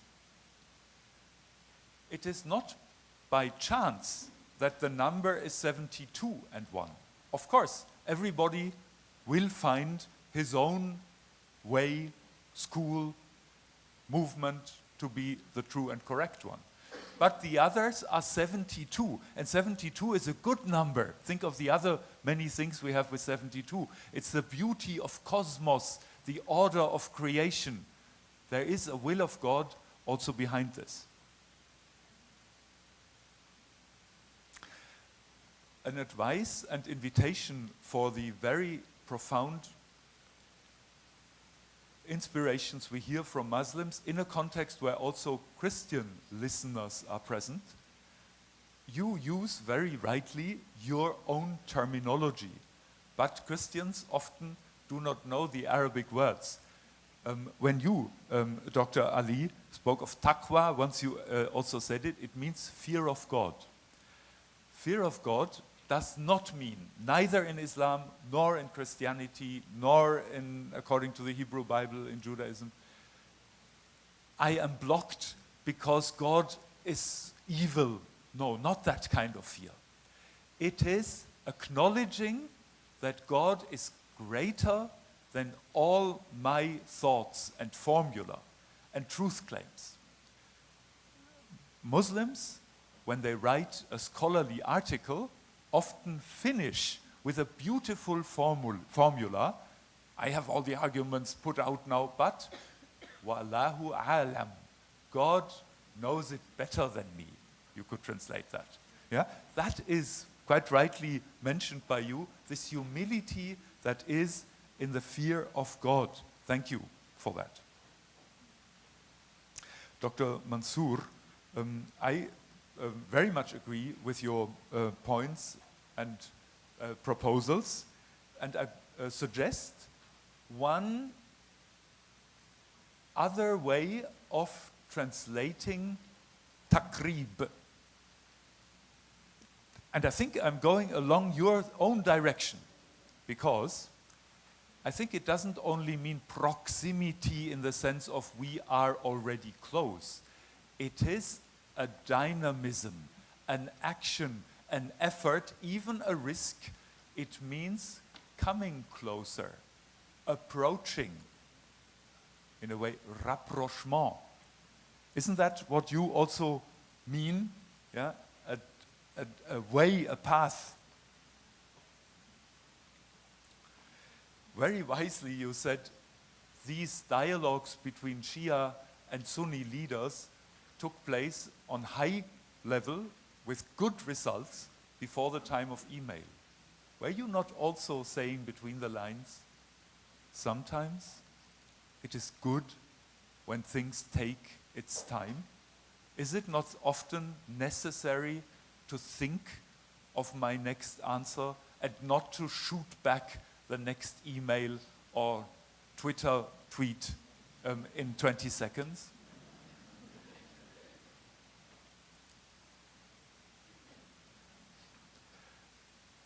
Attorney Dalumim Bang very correctly, you said the big discussion has always been about imamate, who is the legal, legitimate successor to Muhammad as imam, a leader of the community, and about interpretation. Now I want to say something which has come up several times in this first round of discussions. Yes, we have the clarity of the Quran and the clarifications of the Hadith. But when you really read the Quran and when you really study the words, you see you have many different opinions even about the meaning of the Quranic text. That is not a problem. And it is right that you say, let's return to listening to the Quran. But it means also opening up a space in which well-argued well-informed, profoundly studied opinions in their difference can live together. Yeah? Sometimes I hear in theological faculties in Rome, among the Catholics, even among the Jesuits, and I hear the same thing about Muslim theological faculties, for example, in Turkey. Ah, how sad that we have those disputes and disunities in our faculty. No, it is good that in the same faculty, accepting the Catholicity or Islamicity of the other, we have discussion. And sometimes that becomes a bit heated. But that brings us deeper, challenges us, and gives us new food for good arguments. If only none of the participants excludes his fellow believers from the community of belief. Yeah? So, in a way, let's enjoy also the frictions of dispute. It brings our quality to a higher level.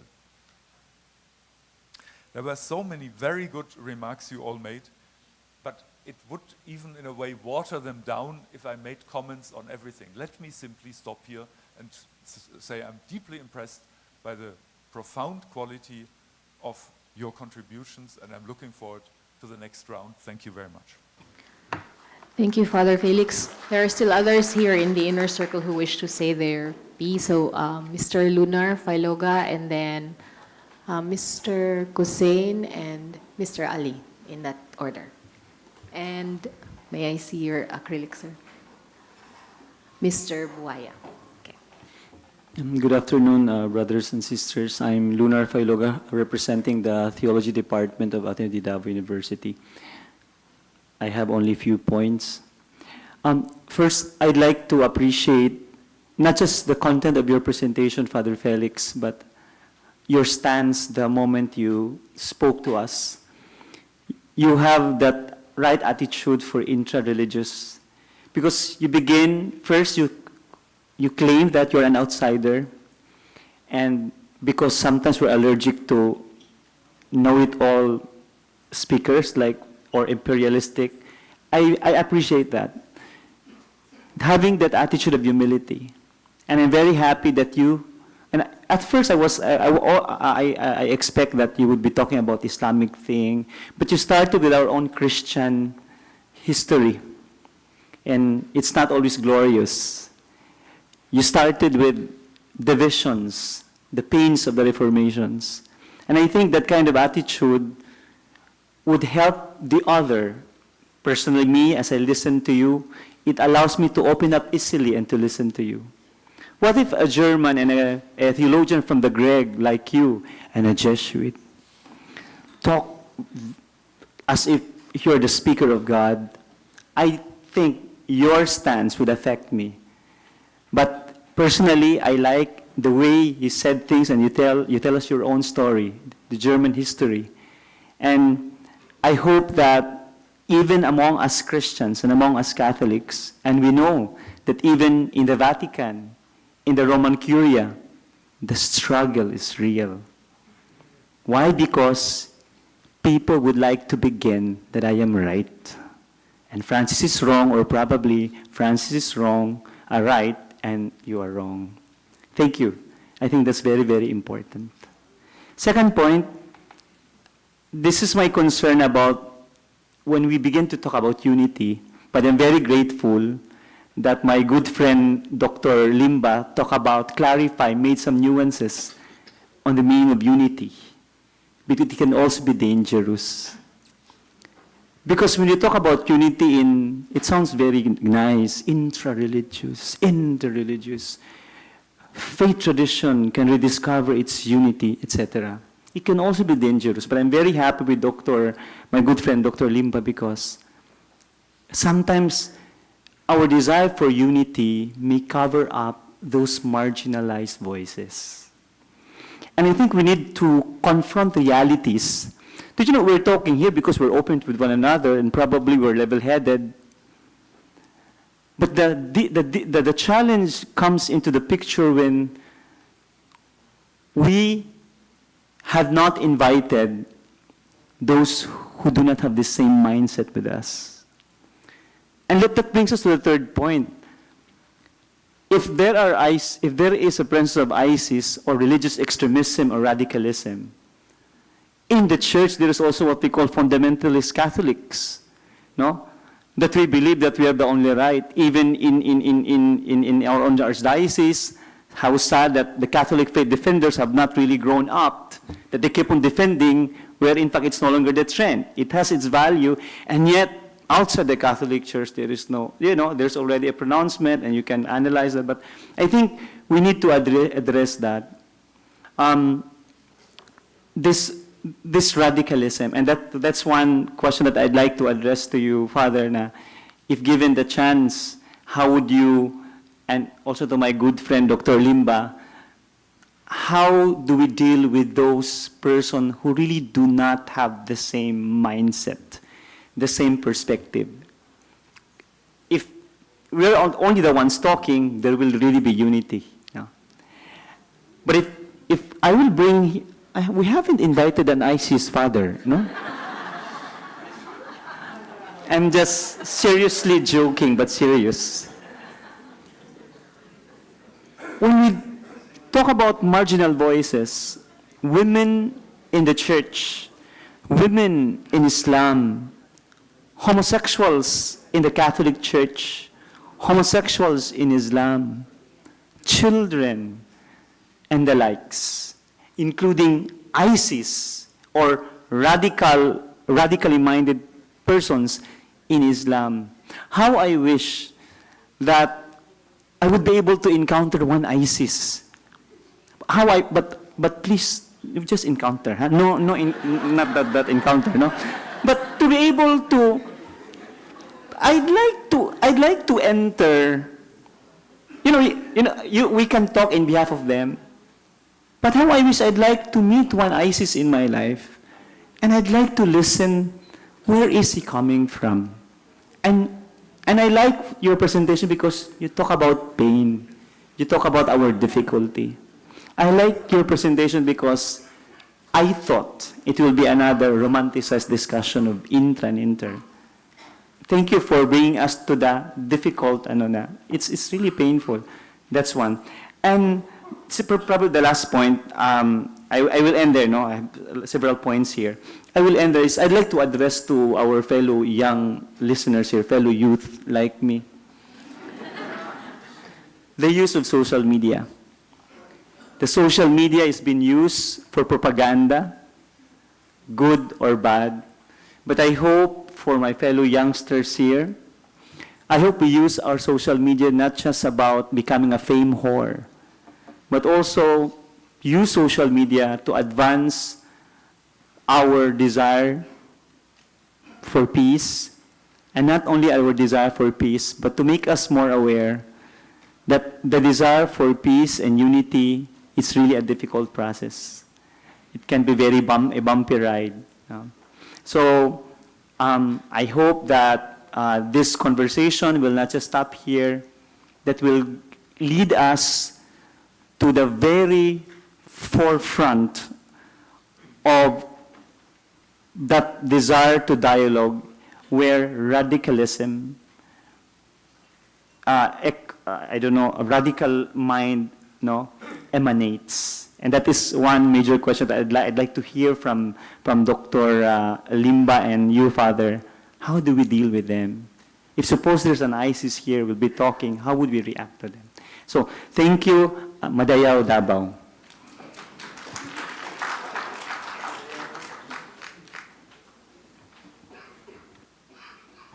Thank you. May I request those with active microphones, but they've already finished talking, to turn off the face icon to allow the others to be able to speak.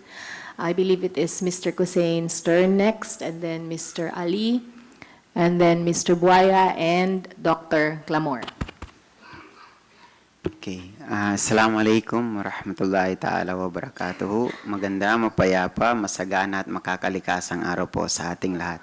Maybe baka ato ko po yung hinahanap ni Sir. Joke lang. Okay po, just to kon lang po ang lahat. Pero we can be, pero just light lang. Okay po.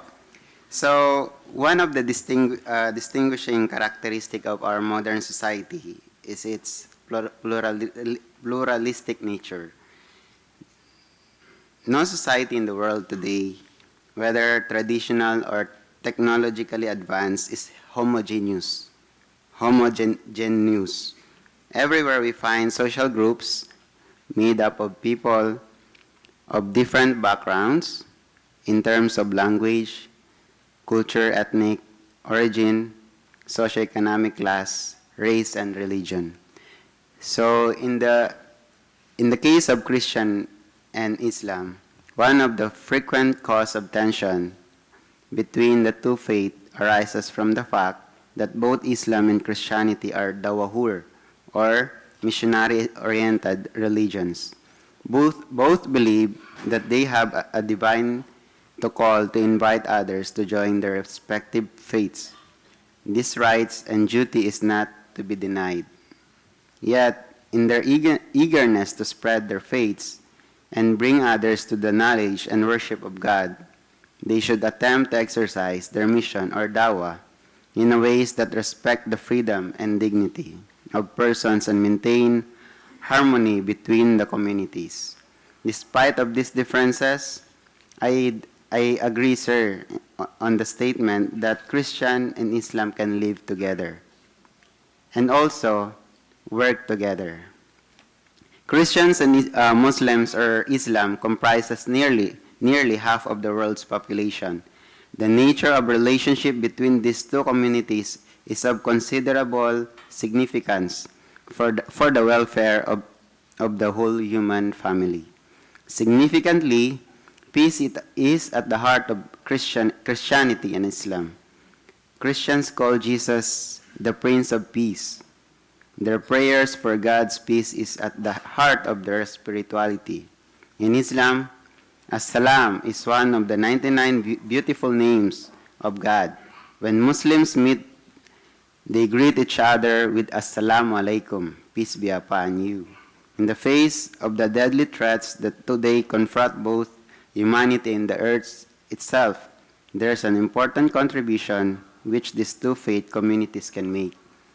There are enormous possibilities for the collaboration between these communities to work together for social and racial justice, for the defense of human rights and people's rights, for the safeguarding and promoting religious freedom, for solving conflicts peacefully, for addressing the plight of refugees and displaced people. So that's all my reaction, sir, on your very profound what do you call this, statement a while ago. So that's all. Assalamu alaikum and mabuhay po tayong lahat. Maraming salamat po. Thank you, Mr. Kusain. Mr. Ali, your turn. Bismillahirrahmanirrahim. Good afternoon. To certify our presence here, let me read a verse from Quran. In chapter 5 or Surah Ma'idah, verse 82, it states, "Certainly you will find the most violent of people in enmity for those who believe to be the Jews and those who are polytheists. And you will certainly find the nearest in friendship to be those who say, we are Christians. This is because there are praise and monks among them and because they do not behave proudly." Thank you very much that this event is started, and we hope that our fellow Muslims, to the help of other non-Muslims, this can be pursued and hopefully successful in the future. The very problem in our community is that when they have a dialogue, they do not use microphone as a means of communication. Instead, they use guns as a means of understanding. This is unfortunate, but a reality. Despite the forgiveness, how many stated in the Quran, to forgive not only your fellow Muslim, but as well as non-Muslims. The unity several times emphasized in the Muslim faith, despite of which the disunity exists. Maybe we have to look its reason why. And I found, you are free to agree and disagree, some other factor that ignites our disunity is the increasing number of mosques prayed during Jum'ah or prayed during Friday prayer, because it develops further disunity among Muslims. Ideally, to me, you are also free to agree and disagree. Ideally, one town must be one mosque or one prayer room, so that there could be a converge among the community, among the Muslim community. But presently, there are several mosques. The only boundary is just highway or street, and the other community are praying in another mosque, while another community is praying in another mosque. And it really develops not a unity, but the reverse of which is the disunity. Thank you very much for having this. If only I could move that this assembly have to be organized formally, so that it could be a council, or what we call this, whatever we call this, to act as a mediator in whatever conflict may arise in the future, whether it is in a Muslim community or in a Christian community, so that it could mediate, it could be an umpire to them. Siyempre, formally organized. Whenever there arises a dispute in the community, we cannot easily call somebody to judge among us. And the very problem is whenever there is a quarreling arise, one faith accuse another faith by saying that we are right and they are wrong, and the reference is his own faith. Maybe the correct one is you have to judge your fellow Muslim or Christian according to their claimed faith. But the matter is you judge according to your belief, which is wrong. Another one is I have to leave a question here. Maybe a million Muslim, I am the only one thinking this or wondering why. Every now and then, especially the Muslims, they claim that the Quran is complete, that Prophet Muhammad, the last prophet, is a complete. He perfected the attitude, the character. Whereas in a barangay transition of leadership, for instance, or president or barangay mayor, governor, before they step down of barangay captain, there is a determined people to succeed the stepping down barangay captain.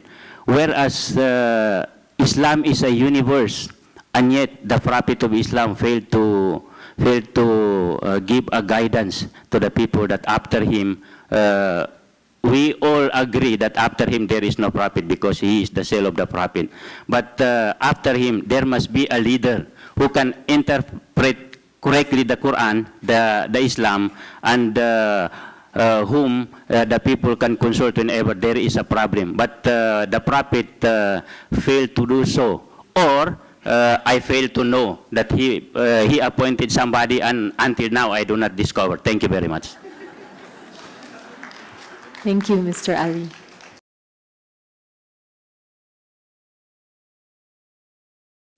Yes, good afternoon, sir. I'm Archie Buaya, an indigenous people from Maguindanao, who is representing the Confederated Descendants of Raja Mamado.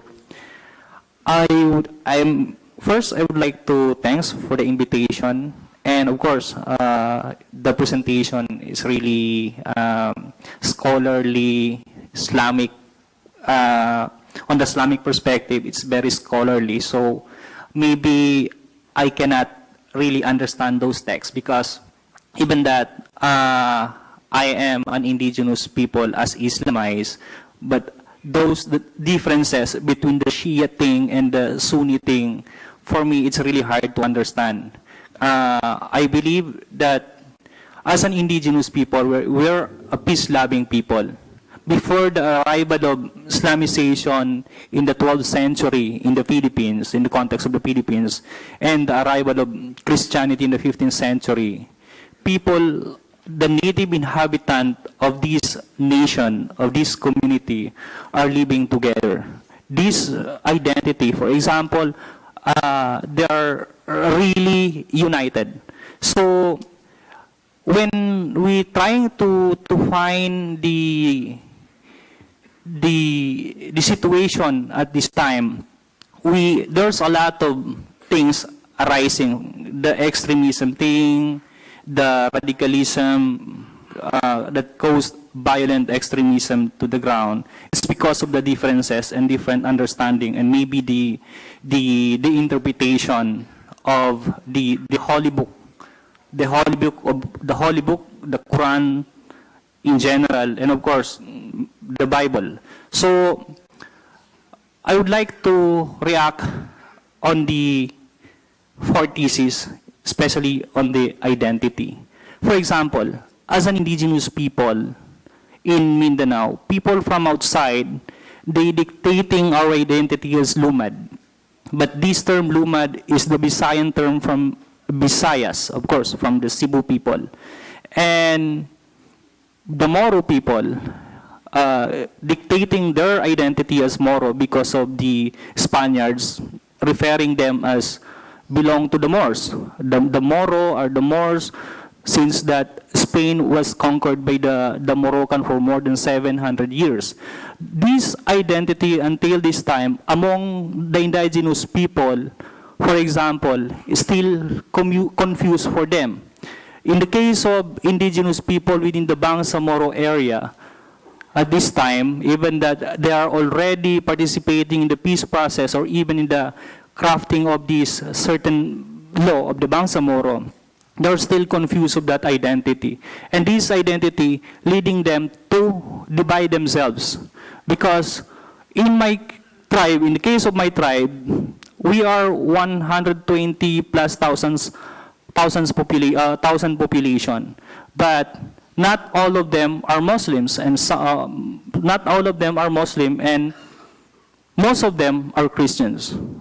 The context of minority within the minority among these indigenous people in the particular tribes, again, they are experiencing different form of marginalization, discrimination, and all that.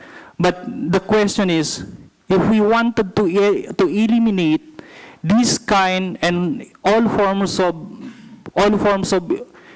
discrimination and marginalization, how to come up with a unified identity among this native inhabitant as calling to be, for example, including them as belong to the identity of a certain group. Since that among themselves, as a single tribe, they already confused of their own identity. Who they are, who I am I belong to them? Are they really accepting me of who I am?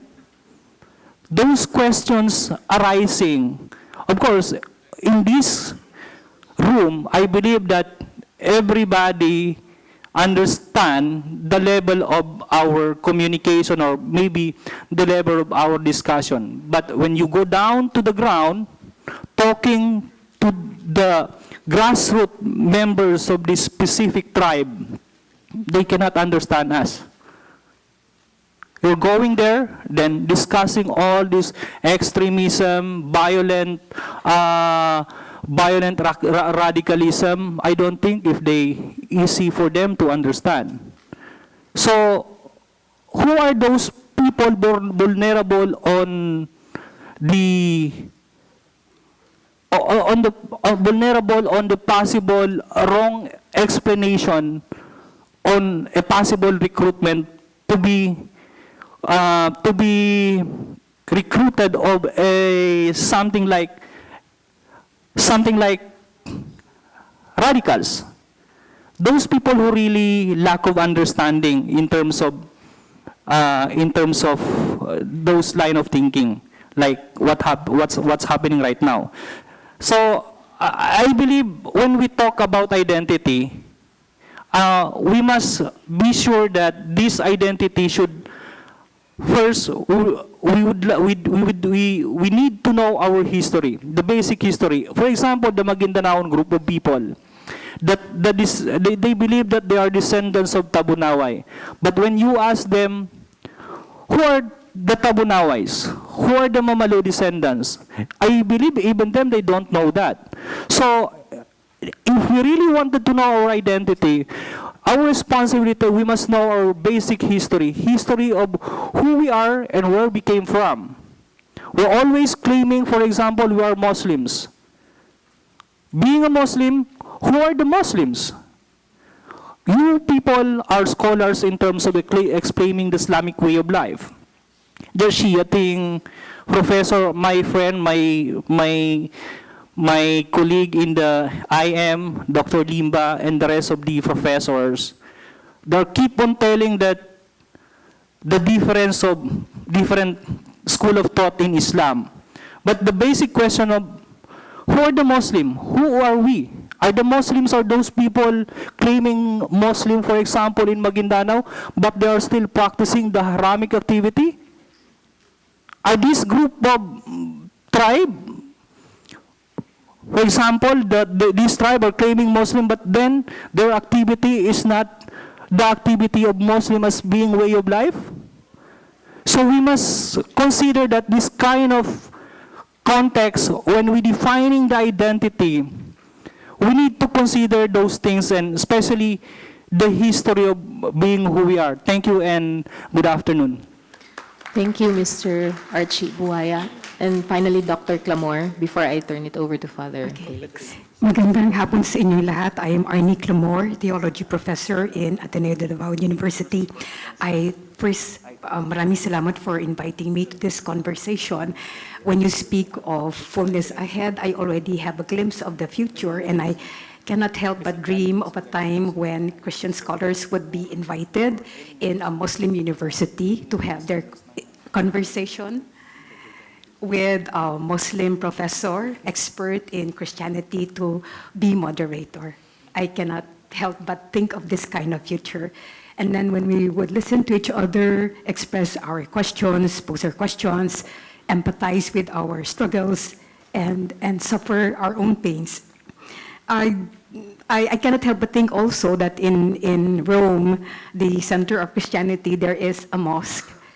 Because even I beg your indulgence if I speak from a Christian perspective, the center is also a space for religious freedom.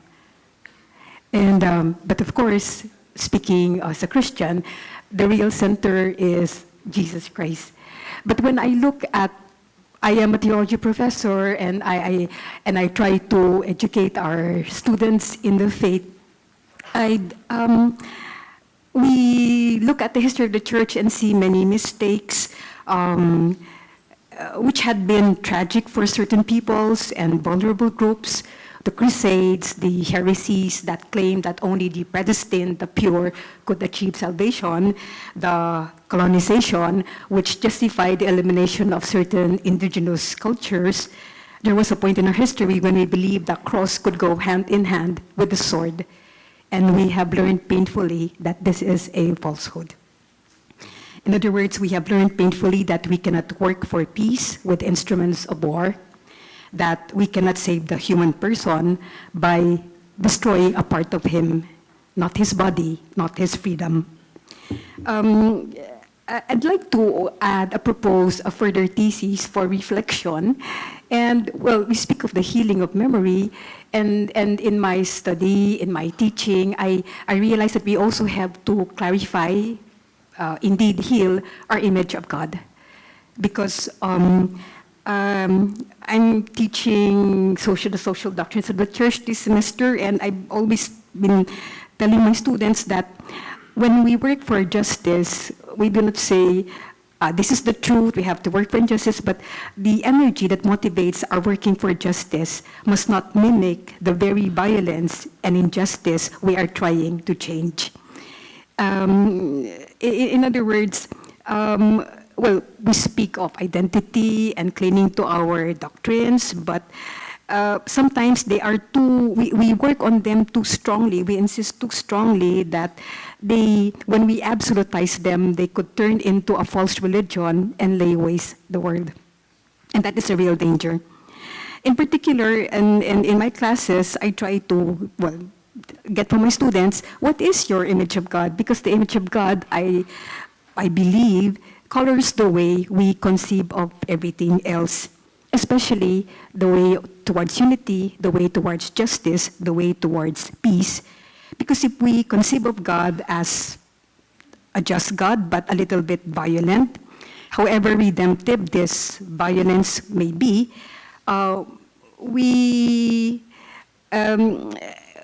inevitably, we see that the working for unity and faith becomes also, would lie also in violence. In other words, we will tend to see that we can bring about the unity of the world under one faith through the roads of violence. But the thing is, God is not a force of redemptive violence. How do I explain this in contemporary terms? God is not a Marvel superhero. I would like to address the students now. Remember in the showdown of the god Ares and Wonder Woman, when Ares told, why do you want to save the world? You know, men, they are so evil, etc., greedy. They will just destroy the world. And Wonder Woman said, yes, they are evil and all of that, but they are much more. And spontaneously, she talked of her experiences of love and goodness and self-sacrifice. And she said something to this effect, I fight to be able to save that. And I think this is a common ground. We fight to be able to save what is deepest and noblest in our humanity. Because we see in my study, in my prayer, in my active life, I realize God is not a God who overpowers. God's power in the world, according to my faith tradition, is never a power of brute force or brilliance or muscle, a power that blows you away. I'm sorry for the image. The word's power never works in this way, but the power of the God I have known is more humble, more helpless, more vulnerable, more marginalized. And in our religion, we say this is the power of the cross. And it's a very paradoxical power because it's only through passing through the cross that the Spirit is engendered in those who believe in Jesus. Because this lies at a deeper level, not juridical power, not military power, but it's a power that lies at the core of our conscience, at the power that lies at the heart of our humanity. And ultimately, I believe in the end, this will have the last say. My religious tradition believes that God cares for all the victims, regardless of religion, and that He suffers with us, that He stands in the midst of our brokenness, and that when we stand there with Him, we bear the pain of others, we are open to we listen to them and bear their pain. I am being faithful to the gospel. thank you for this occasion to share my deepest convictions. That to believe means to be able to worship God in freedom and truth. And I'm very happy for this occasion to be able to listen to you. Although the powers that be will tell us, oh, this conversation will not bring about any change, it will not solve the problems of the world. But, well, for me, it's my way of lighting my little candle in the dark while waiting for the light. Marami pong salamat. Thank you, Dr. Clamor. Father Felix, there are still other people here who would wish to weigh in on the discussion. So before we hear from Father Felix, maybe a few words from Attorney Ambolodto. And then Mr. Barlizo, if you may, and Mr. Ontong, before we open up the discussion to, and Mr. Espino of the Saman Central Board, before we open the discussion to the rest of our participants. And Father Felix, of course.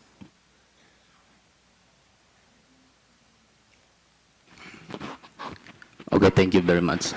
Good afternoon and assalamualaikum to everybody, and especially to our guest, Father Felix. Actually, it is just my humble understanding of your 10 theses you have just presented. For me, sir, just forgive me the way how I understand your thesis here. You have 10 theses here, and the way I understand is, it is just, you have just interpreted the verse of the Holy Quran, as my former mentor here emphasized a while ago. When our Lord, the Lord of the Muslim and the Christian and the other religion, call upon us, not just the Muslim and the Christians, but He called the mankind. And I would like to reiterate here. When Allah subhanahu wa ta'ala said, O mankind, we have created you from a single pair of a male and a female, and made you into nations and tribes, that you may know each other, and not that you may despise each other. The most honor of you in the eyes of God is he who is most God-fearing. Because your 10 theses, the 10 theses you have given to us here always speak of reconciliation, unity, knowing each other. The very basic 2 verbs used by Allah subhanahu wa ta'ala here is knowing each other. Can I give an example of the importance of knowing each other here? In a very simple situation, a man and a woman. A man cannot fully love a woman if without knowing that particular woman. In like manner, that woman cannot fully love that man if she do not know that man. In a larger way, a community cannot love the other community if they do not know in the full extent of that, the nature, the behavior of that community. They could not love them, those community, if without knowing those, fully knowing the many things about that particular community. Just the case in a community of a Christian and a community of a Muslim, if they do not know each other, fully understand, then they could not love each other. That's all. Thank you very much, sir. Thank you, Attorney Ambolodto. Mr. Barlizo.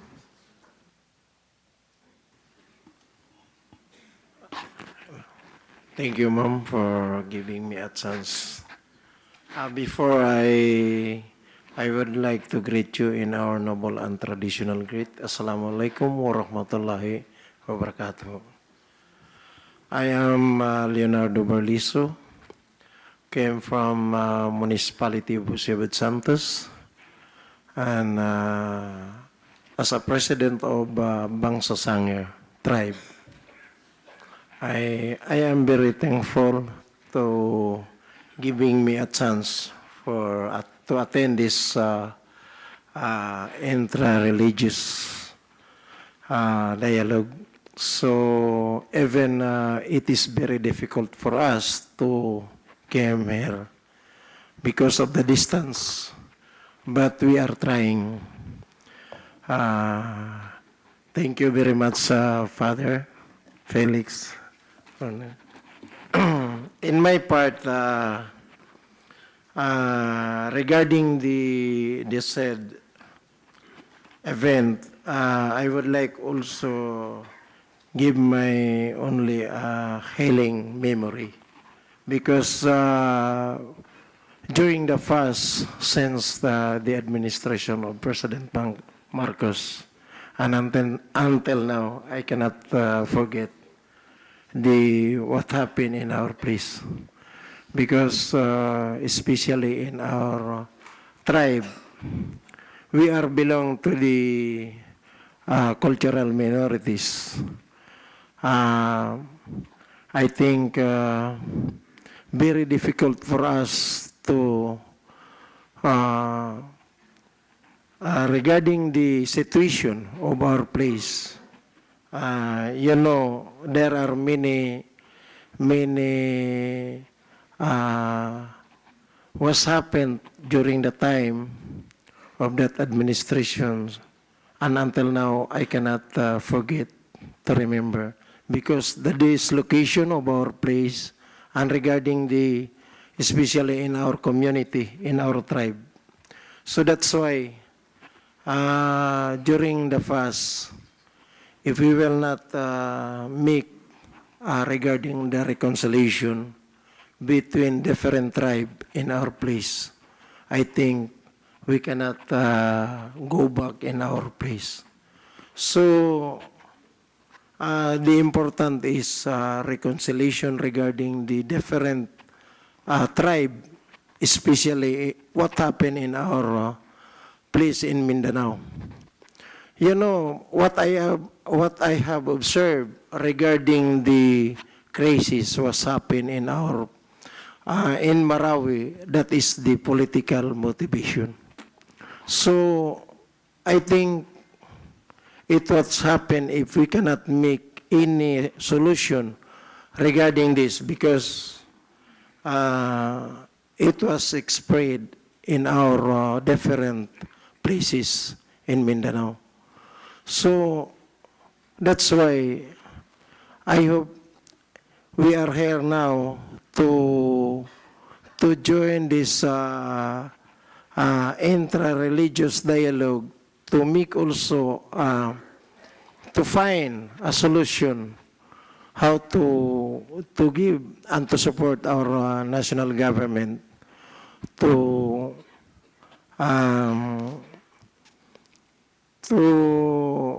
solve the said problem. So I hope what I learned and observation regarding this, the peace advocate is very important also, and dialogue between the different,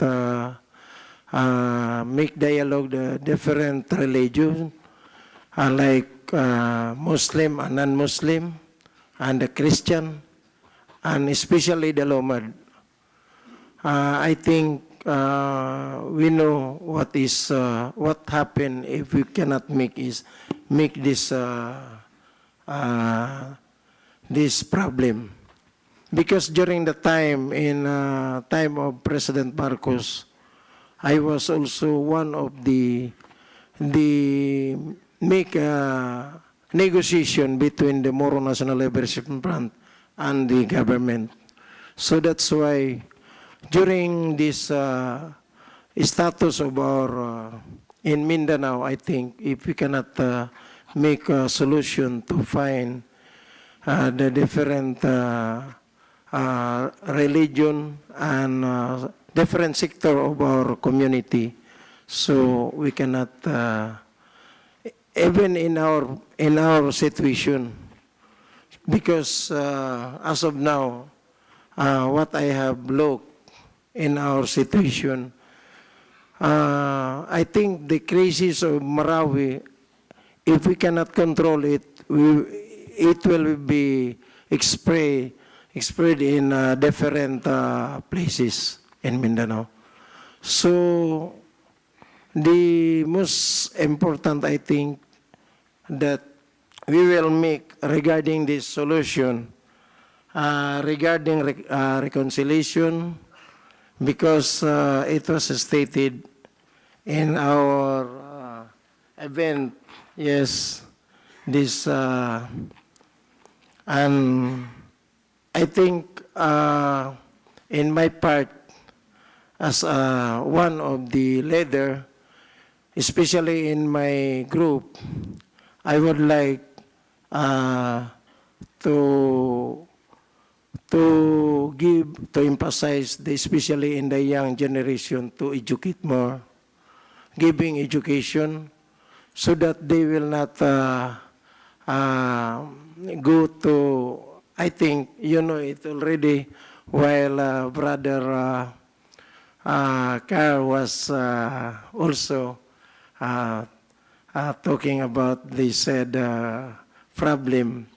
I know he have a big, what do you call it, interest to reconcile, especially in our place during the time, because he's good to the municipality of Ciudad Santos, especially in Barangay Nuing, to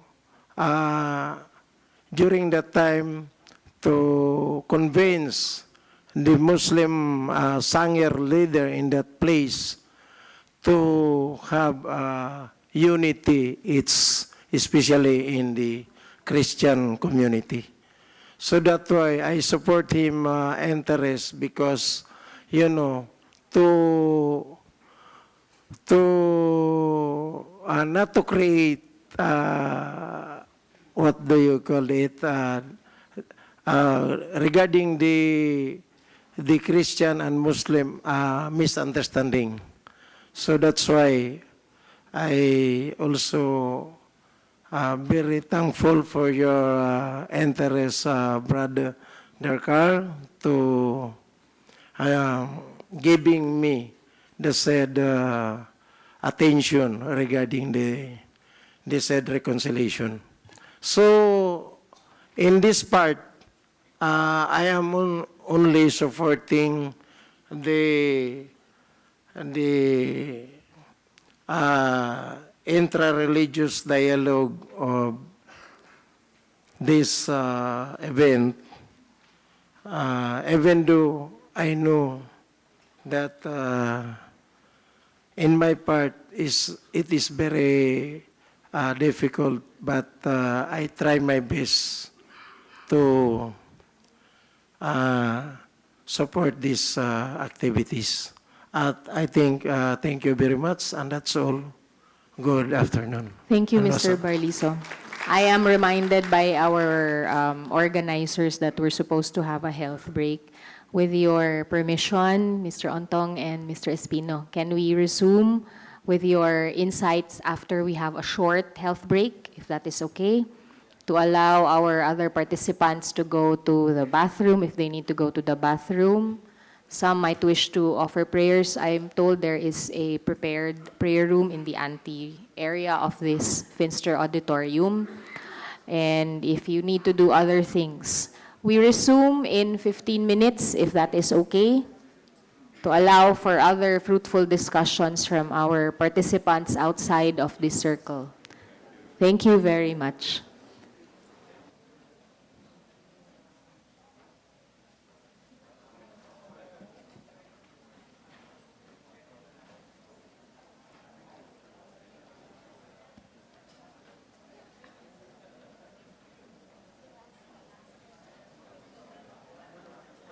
Risky Ontong of the Mindanao Indigenous Peoples Initiative for Research and Assistance Center. And after Mr. Ontong, we shall hear from Mr. Espino before I turn over the microphone to Father Felix, and we expand the discussion to our participants outside of this inner circle.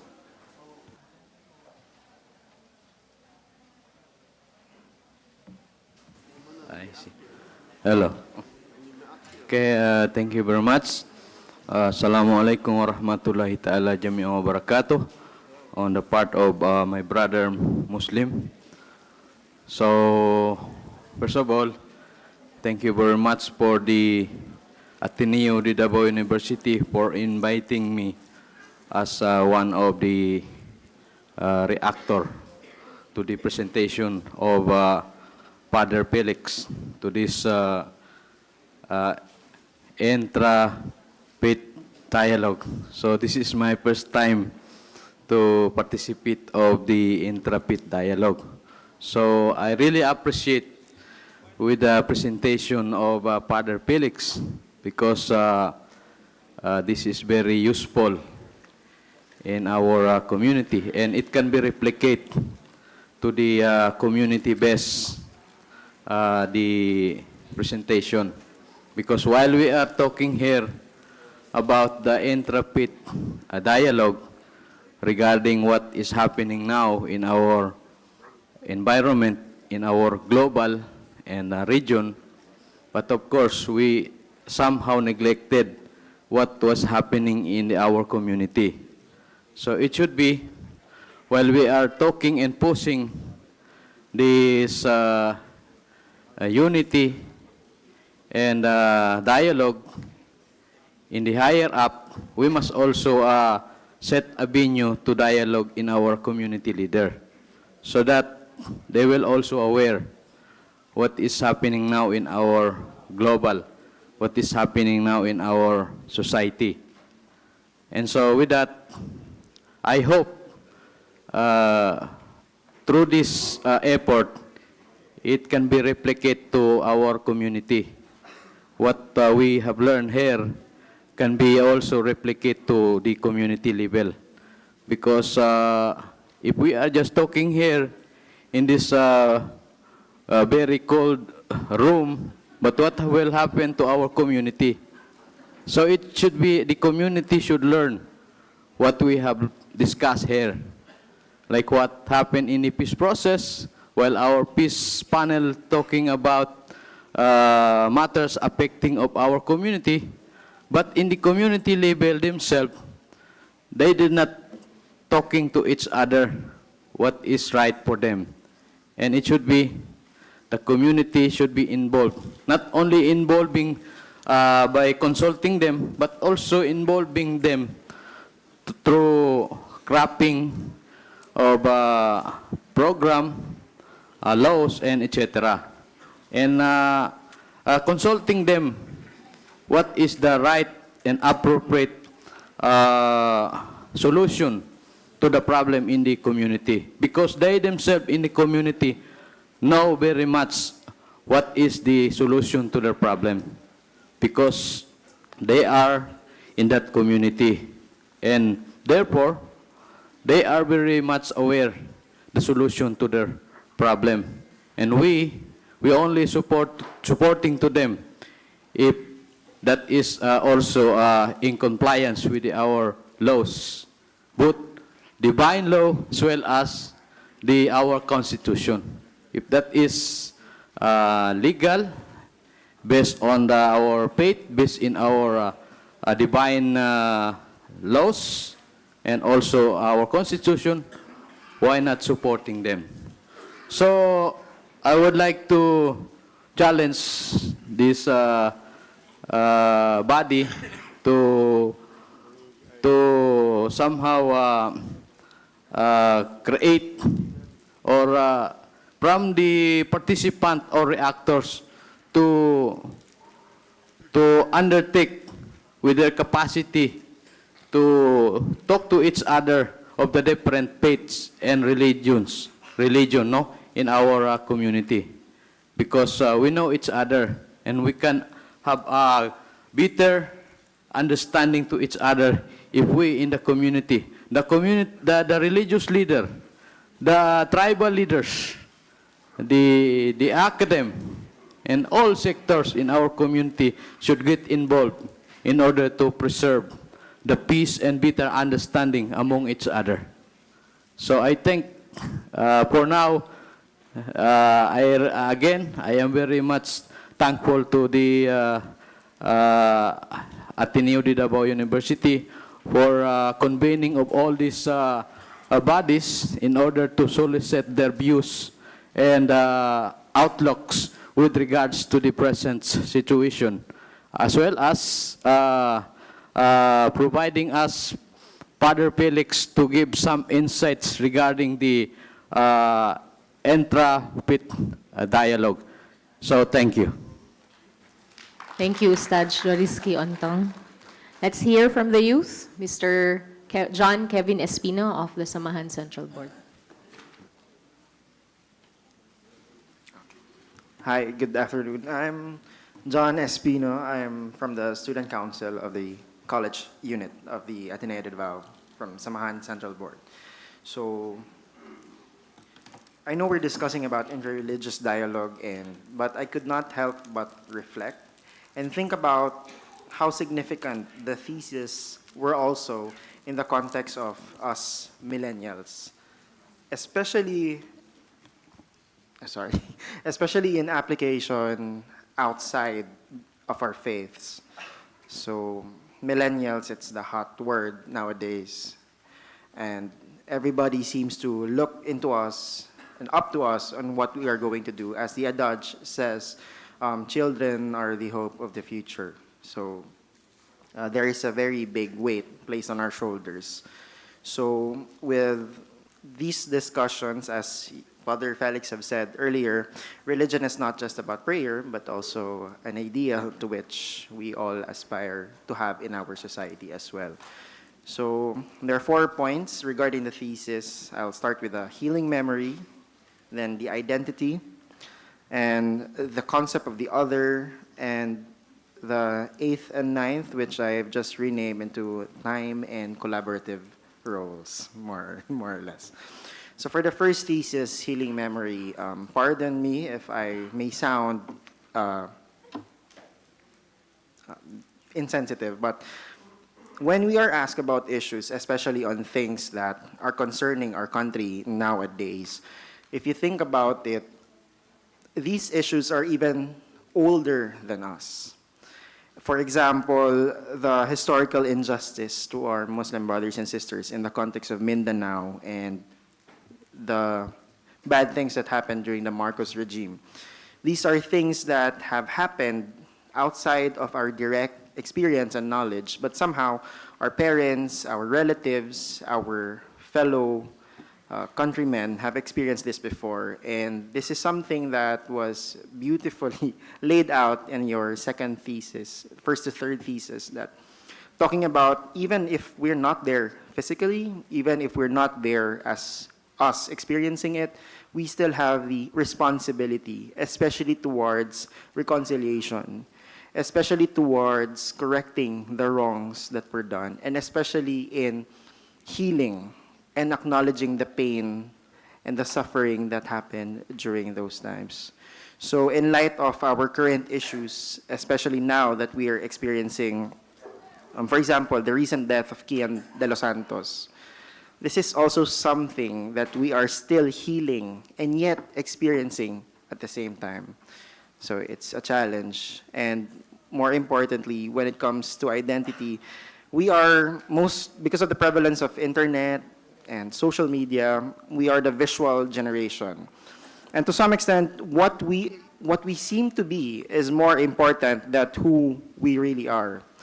Our engagement, our identity sometimes is defined by how many likes we get, how many shares and retweets we have online, and how perhaps inflammatory our posts may be, because that gets more retweets and likes and in turn. And somehow this is very, how do I say this? Very signs of evidence as to how we interpret and how we look for our identity. As was said in the presentation earlier, our identity is developed through a long process and through a long span of time. And somehow right now, we are the instant generation. And the temptation to adopt identities is even more powerful, especially in the context of online. In conversations with some of our students, especially with our Muslim students, there has been a reflection that perhaps some students join ISIS because they see a sense of identity and belongingness with that kind of ideology. And somehow, that is a very controversial thing to think about, especially in our context here in the university. Because as they've said, and we can't verify this, there are members here. There are those who subscribe to those ideals. And it's rooted from a sense of, we don't know, we want to establish our identity, but at the same time, we can't take the time to establish our identity. So that's for the identity na thesis. For the concept of the other.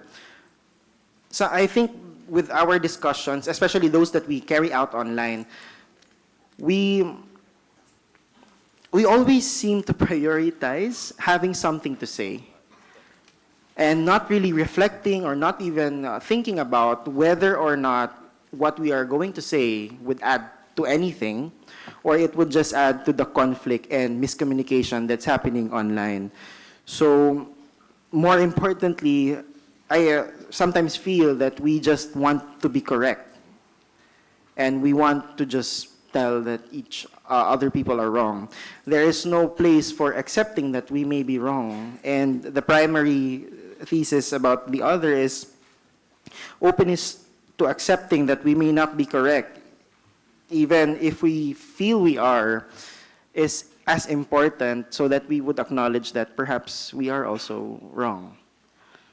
So that's for too much focus on what is right and wrong, and not much focus on the actual meat of the discussions that we are carrying out online. And this is evident not just with us millennials, but also with the reportage that we get from our news outlets sometimes.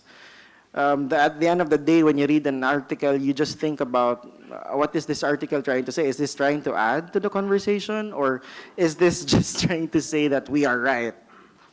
Or this is something that you should know because this is the truth. But there is also a question, is the truth interpreted in such a way that it would lead to better communication and more nation building?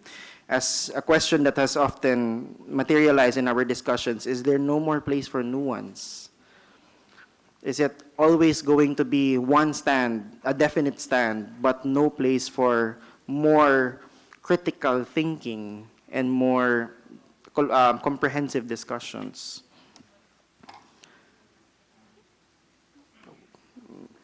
And then there is also this phenomenon of, this is just my opinion.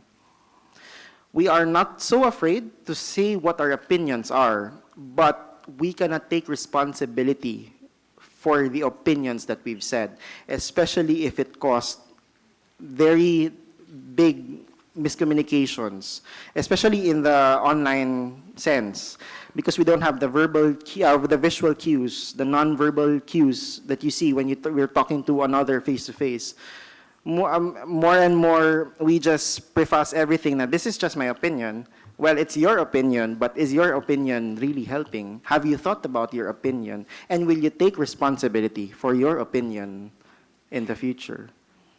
Then for the last point, the time and collaborative rules, I think this is something that we often forget. What can we do? And how do we do it? Face-to-face, side-by-side, back-to-back. It's a very helpful, if not methodology, but a framework of how to think with how we deal with people. And somehow this is a very simplistic step to understanding how we work with each other, but also a very important one. Especially if what we want is really discussion and critical collaboration towards nation building and towards better understanding not just of the national issues, but also more importantly of the nuances of our faiths. And not just with the differing faiths, but most importantly, within the same traditions, like for example, Christians and Catholics. So that's all, and thank you very much for listening. Thank you, Mr. Espino. Father Felix, your thoughts? Can I ask the technicians in the background to again switch to my computer so that what I have here on the screen would also be visible to you? So far, it is not much. We are listening to lots of witnesses, experiences, pain, visions, and it's important that we have this space of listening. I should not analyze, categorize, not even answer all the questions uttered. I should rather try to help you to listen more deeply, help us to understand more profoundly what is going on. And for that, I, rather than give a theory, would like to tell you two little stories and then show you another slide. Maybe you have heard the name of the German sociologist philosopher Jürgen Habermas, who was always considered as a great critic of religion. The Jesuit faculty of philosophy in Munich some years ago invited him for a discussion. And during that discussion, he, sensing that he was talking to thinking people, sensing that he was talking also to believing people, spontaneously came up with a formula which might be helpful here. Later, when the transcript of what had happened was published as a book, that formula of Habermas even became the title of the book. He said, stumbling over his own so far unbelief or incapacity to believe, maybe religion is the awareness of what is missing.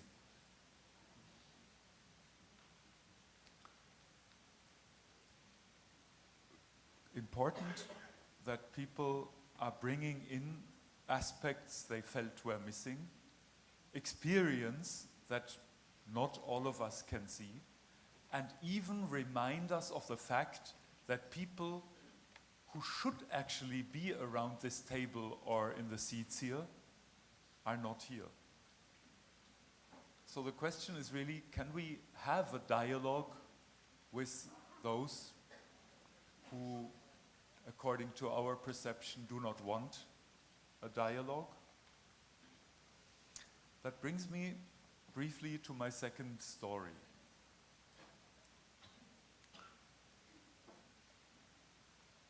The theological faculty of the Muslims in the Turkish capital in the 1980s wrote a letter to the Pope, John Paul II at the time, and said, Pope, you constantly speak about inter-religious dialogue.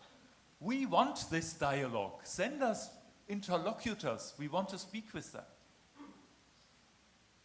It is not always the Christians who do the great offers and get the disappointing answers from the others.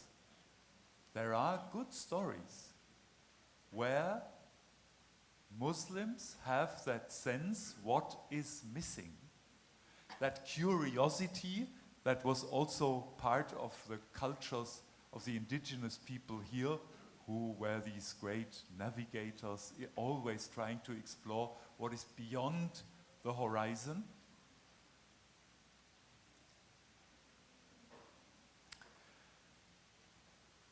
And that brings us to the question, what is going on in the hearts of those people who radicalize in a militant, inhuman way?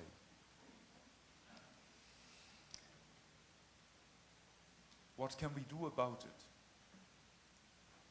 Can we empathize with them in spite of the obvious inhumanity? When you keep quoting, quite rightly, the verse that humanity was created from one couple so that we actually know each other, primarily that means because you have a common origin, because you are human beings, you can empathize with the other. Now, what is really lacking in many of those self-radicalizing people, especially those who, for example, now align with ISIS, is they have not found spaces for empathy, to feel what is going on in the life story of the other, why he has this other vision, why he or she is different, why he or she, how he or she is suffering, and how I am creating suffering for them in a totally useless way. You cannot easily say they are all uneducated people. Research on ISIS and other radicalization shows they are often people with an academic formation in their background. But it is very often an engineer's type of formation. They are caught up in that thinking, I can solve my ambiguities, unclear feelings with a technology. Pope Francis used that word of the technocratic paradigm, which we all have out of impatience. But let us also invest good thinking, a lot of time, and new media to transmit profound knowledge of our religions, because part of it is still a great ignorance about what Islam has been, as a story of variety, as a story of great rationality, and as a story of states into which, for example, Jews could flee from Spain when it was re-Catholicized. So also a great story not only of humanity, rationality, but also of tolerance. So rediscovering that is important, and teaching that to the young is part of the task we have responsible for our future. When now we are in a moment of transition also in this Pakighinabi, you in the large circle will also ask questions, give your views, contributions and experience.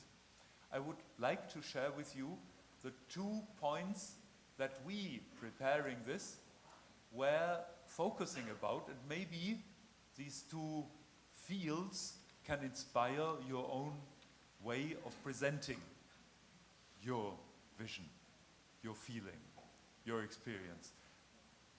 Maybe you have something else you would like to mention, but let me at least show you these 2 talking points.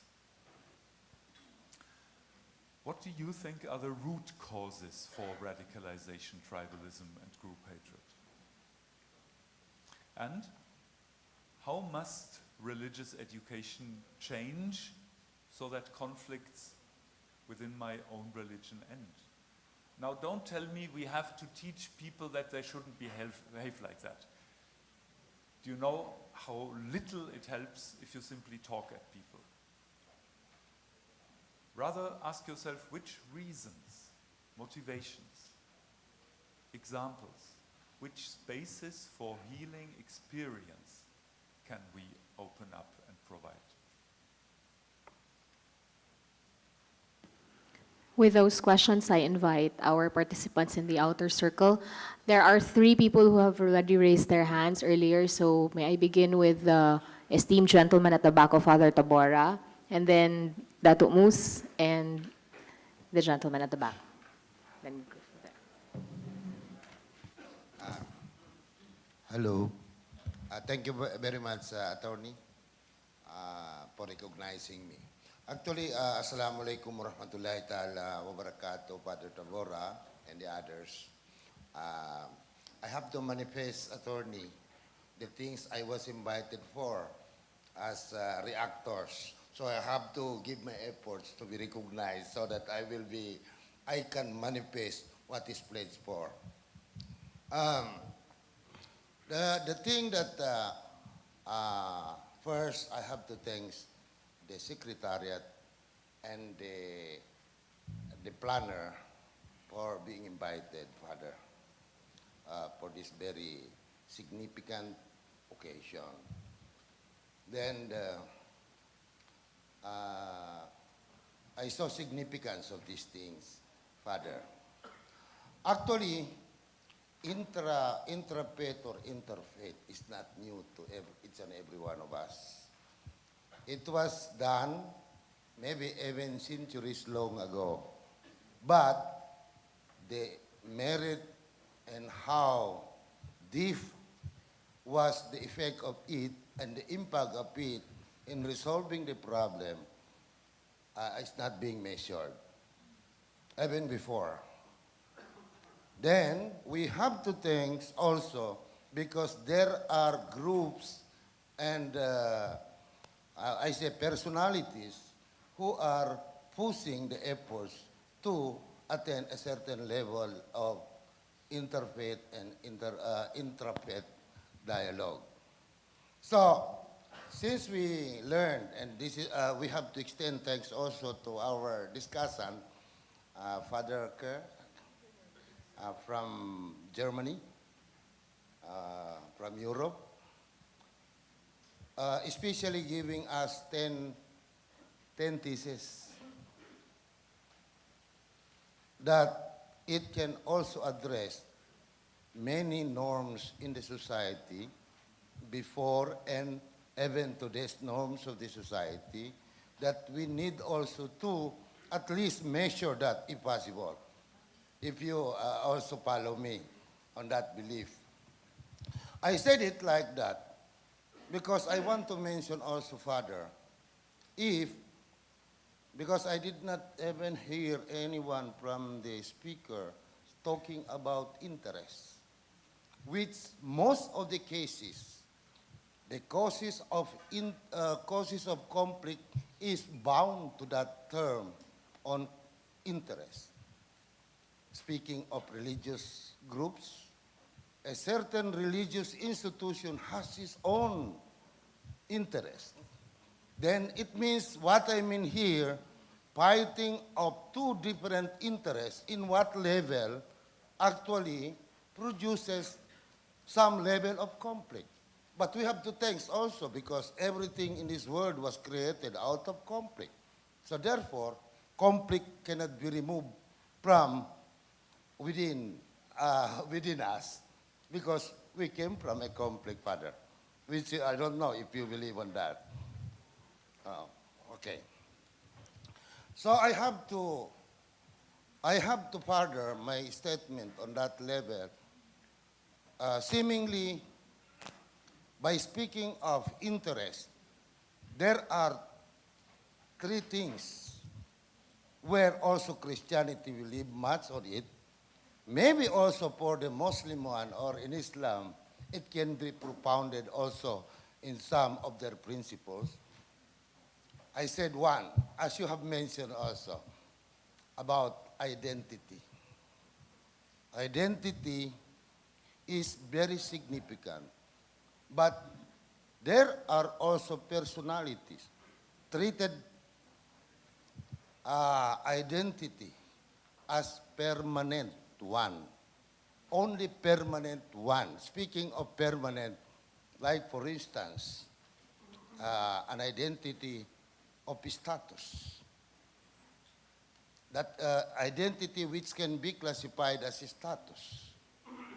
Whereas when you interpret that, it has something to do with your, maybe your defensive and speaking of that, a descriptive one as an identity. So therefore, I made mention these things because for me, I have seen that seemingly we have problem on that aspect of identity. How do we describe and how do we measure the level of our identity is being one of the causes of the problem in dealing with others, and also with dealing yourself as a person. So, without further or deep understanding of your own identity, it means you have a problem on describing what relationship you have to yourself, to others, and to other things. Which can be, these two things can be a way for you to express the kind of your life in this world. I mean, you can describe the characteristic, the behavior you have in this world when you have understand fully, deeply, the real identity that you possess at a time, at a moment, all in all time, or in what matter, in what place, where it can describe the relationship you have. What I mean there is that very significant for us to really understand your identity values, your relationship values, and the way you express your life in this world, in the surface of the earth. So that can be attained by means of dialogue, conferences, the one you initiated as of today. So we support you for that matter, Father. Thank you very much. Thank you, sir. Datu Mus Lidasan. Bismillahirrahmanirrahim. Assalamualaikum warahmatullahi ta'ala wabarakatuh. Hi, Father Felix, Father Joel. First of all, I would like to thank all our partners who accepted our invitation to join us in this activity, in this Pakighinabi. I only have 3 points. I would start with the thesis on traditions. While listening to Father Felix, I asked myself, how do we define then Filipino Muslimness or a Bangsamoro Muslimness? How do you define your Muslim identity? You said a while ago that identity cannot be defined merely by words, but it should be experienced. And therefore, it's very important to have traditions, religious traditions, that somehow helps us connect our physical state to our spiritual being. And because of that, it also reminded me of my unfinished work, and Brother Carl is here, in anthropology. I focus my study in Islamic anthropology, or anthropology of Islam, particularly on the Panditas. Panditas are our learned ones in Islam, and they are actually attached to Islamic traditions, but unfortunately some of the Wahhabi and purist Islam are trying to stop us from mingling or even supporting or even having our connections with the Pandita. And therefore, how do we then define being a Muslim in terms of, in case of the women? Is it by wearing a niqab, or is it being a Saudian when you wear a niqab, or wearing a shadri or a burqa, which is definitely not from here? So the Panditas help us in so many ways. Kapag Islam, I think some of the Magindanaons here or some of the Moros here knows what's the meaning of Kapag Islam. Kabanggunting. These are rituals that's attached to our identity and attached to Islam. And it's not something that we invented. It's something that our ancestors handed down to us. And it's really a combination of being a Magindanaon, being an Iranon, being a Sulug, or even a Sangir, I guess. We have those practices. So my question is, how do we preserve it? But how do you preserve a living tradition? What do we do about it? Second point is, it goes with the identity, because traditions somehow helps us identify ourselves, help us experience our identity. Now, unfortunately, the ISIS, the Iraq, Syria, Islamic State, and all the violent extremists, they created an identity of Muslim that is definitely a virtual identity. It's contrary to the very Islamic teachings. It tells us to follow a caliph who is who does not have a religious basis to follow. But this is very attracting to the youth because, as you said, it's because of their ignorance, because of their impatience. The millennials, as you said, Samahan officer is here. And somehow most of our youth also are becoming Google shake. They try to learn Islam not to the traditions that's handed down to us, but by Googling. And then they will hear Naik, this guy, or Bilal Phillips, or Mufti Menk, and describing what is being a Muslim in their own perspective, but not by the perspective of being a Magindanaon, an Iranon, or even a Filipino. And lastly, my third point, you ask about radicalism, violent extremism. And I think based on our work in Al-Qalam, somehow there are three things. Our youth today are in need of identity. If they cannot find themselves to be part of the Philippine Republic, to be a Filipino, then we will have a big problem. Because there's a African proverb that says, if you do not initiate your youth in the tribe, then they will burn down the village just to feel their heat. So that's what happened in Marawi. Very young individuals burning down the city, trying to establish an Islamic state. Second is these youth now are trying to find their belongingness. And because of this historical injustice, because of these grievances being used by the violent extremists, these are drivers that makes our youth attracted to these violent extremist ideologies. And lastly, it's the sense of purpose. The September 2 bombing here in Davao a few days from now, we are remembering it. These youth who were responsible are not poor. They have a very good car, they have access to universities, they belong to a political family. But then, the question is, yung question ni Lunar, bakit sila ganun? Well, people, they want to find purpose, they want to find meaning. And for them, the Philippine now, if you try to look at it sa eyes nila, para siyang Star Wars, di ba? Sa Star Wars, merong Republic, kalaban nila yon. And then, for them, the Jedis are the Maute, Bin Laden. These are the Jedis that they idolize. So, it pains us every day, hearing this. And I don't know how intra-faith, those people we invited here, can work together. I don't know after this event, what do we do next?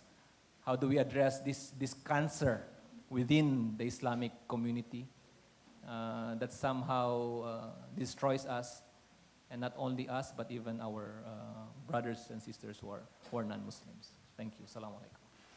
Thank you, Dr. Moose. Just a time check, it's already 5:17. This activity is supposed to last until 5 p.m. and there are still others who wish to share their thoughts. So may I ask for permission from our university president? Are we allowed extra time to continue the conversation? Look at my smile. What does the group say? Yes? So we'll go until 6 o'clock.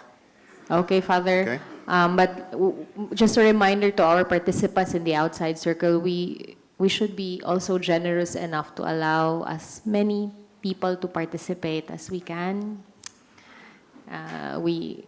Let's be considerate of one another. Okay. Time limit to, sabi ni Dr. Limba. But yes, sir, the gentleman at the back, please identify yourself first before sharing your thoughts and insights. Bismillahirrahmanirrahim. Alhamdulillahi wa kafa wa salatu wa salamu ala sayyidi istafa. Wa ba'd, assalamu alaikum wa rahmatullahi wa barakatuh. Good morning for tomorrow. Good afternoon this day. And of course, I am Ismail Usop Sema, representing the Datu Ibrahim Paglas Memorial College at Datu Paglas, Maguindanao. under the Office of the Student Affairs. Kasama ko po ang aking administration. So, thank you for inviting us, Sir Father, in this momentous event. My insight here is about the discrimination of the religion, prejudice and biases, especially the Islam religion. There are three things. One is, now Israel has been continuously killing thousands of Muslim Palestinians. Burma has been continuously also killing the Rohingya Muslims. Why they are not being tagged as a terrorist? That is one. Why they are not being tagged as a terrorist by the United Nations?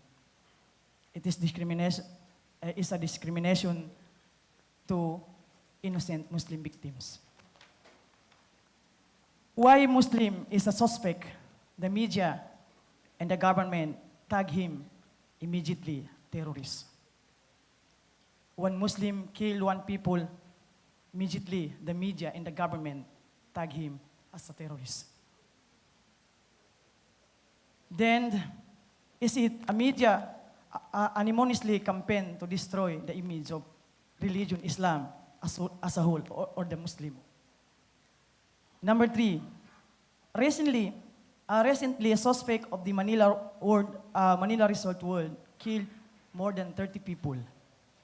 Why media and government did not tag him as a Christian terrorist? Lastly, sir, Father, my question is, how to solve this discrimination, biases, prejudice against Muslim and Islamic religion as a whole? Thank you po. Thank you. We shall hear from other participants. Yes, sir. And then one from this side. And then probably the man in green. Oh, Dr. Limba is also suggesting if we can hear also from our women participants. Am I recognized, ma'am? Yes, yes, you are recognized. Bismillahirrahmanirrahim. Assalamu alaikum warahmatullahi wabarakatuh. And good afternoon to everybody. I am Dr. Nolan Bisapal, a member of the Bangsamoro, Saria Lois League of the Philippines, based in Cotabato City. Now, I just would like to say that the 10 thesis of Father Kenneth, Father Felix Corner is very, very nice to my mind because it states many things. However, I just want to make some comments on one of its lines, specifically on number 10, on the Islam's own resources, particularly on paragraph number 1, which, if you allow me to read, Father, which says that the Quran's fundamental intention is to call everyone to conversion to the one and only God. And I think that is the Almighty Allah. Well, at this point, I beg to disagree on this. And my comment is that conversion is not the real and primary purpose of the Holy Quran. Because as far as I know, and knowledge in Quran as a Sharia lawyer, the intention there is for the believers, for the Muslims, to believe in the oneness of God, and that is Allah. To pray for Him as a true believer in Islam. I think that is the basic and fundamental text of the Quran. For the Muslim to read the Quran, understand the Quran, and bring it to action so that peace may be attained by the Muslim Ummah or community. That is the way I understand on this. So on this time, this is my comment, whether I'm only ulama here, but that is my point there. Because in Islam, if you are a perfect believer in Islam, you should abide with the 5 pillars of Islam. I would like to mention at this point in time, the one is believed in the oneness of God, and that is Allah, that you have to pray 5 times a day, pilgrimage to Mecca, give zakats, alms, and during month of Ramadan, you have to, what you call the fasting. Fasting, you have to fast. So with that, that is my comment, Father. Thank you very much, and wassalamualaikum warahmatullahi wabarakatuh. Thank you, sir. Yes. Please identify yourself and then share your thoughts. Okay, A'udhu billahi minasyaitanirrajim. Bismillahirrahmanirrahim. Assalamualaikum warahmatullahi wabarakatuh. I am Kaharudin G. Dalaten from the Office of the Governor, Sarangani Province. So, these are my, what should I call this? Sentiments on the present situation of Mindanao problem or conflict. So, what I am trying to convey this Pakighinabi is that this issue on the refute among Muslim youth, because this is really an issue happening in our area, where this is not only about religious refutes, but also on the political refutes, as what Sir Mo said, that there are many problems that the Muslim youth are encountering today. First thing that I would like to take this point is this refute on religion, which leads to radicalization or to extremism among youth. So we can see right now in Marawi that most of the frontliners of the ISIS or this Mauti group are the youth. We can see right now in the social media, young people aged 10 carrying guns, IEDs on their jackets. So it is really alarming for us seeing our fellow young people carrying this kind of explosive devices. So it hurts us. Then that's a very sad thing. And then next, this refute on the political biases. So we have this MILF, MNLF issues. So the MILF youth will go this way, the MNLF will go this way. So it is really a sad thing that our young people is engaged with this. So on the context of the religious aspect, what we would like to convey to our leaders who are here today is that come up with a consensus on what kind of future would you want us to have. See, because we are the number one casualty. The young people are the number one casualty of what is happening today. See, we have no religious system here in the country. Like I will cite some point.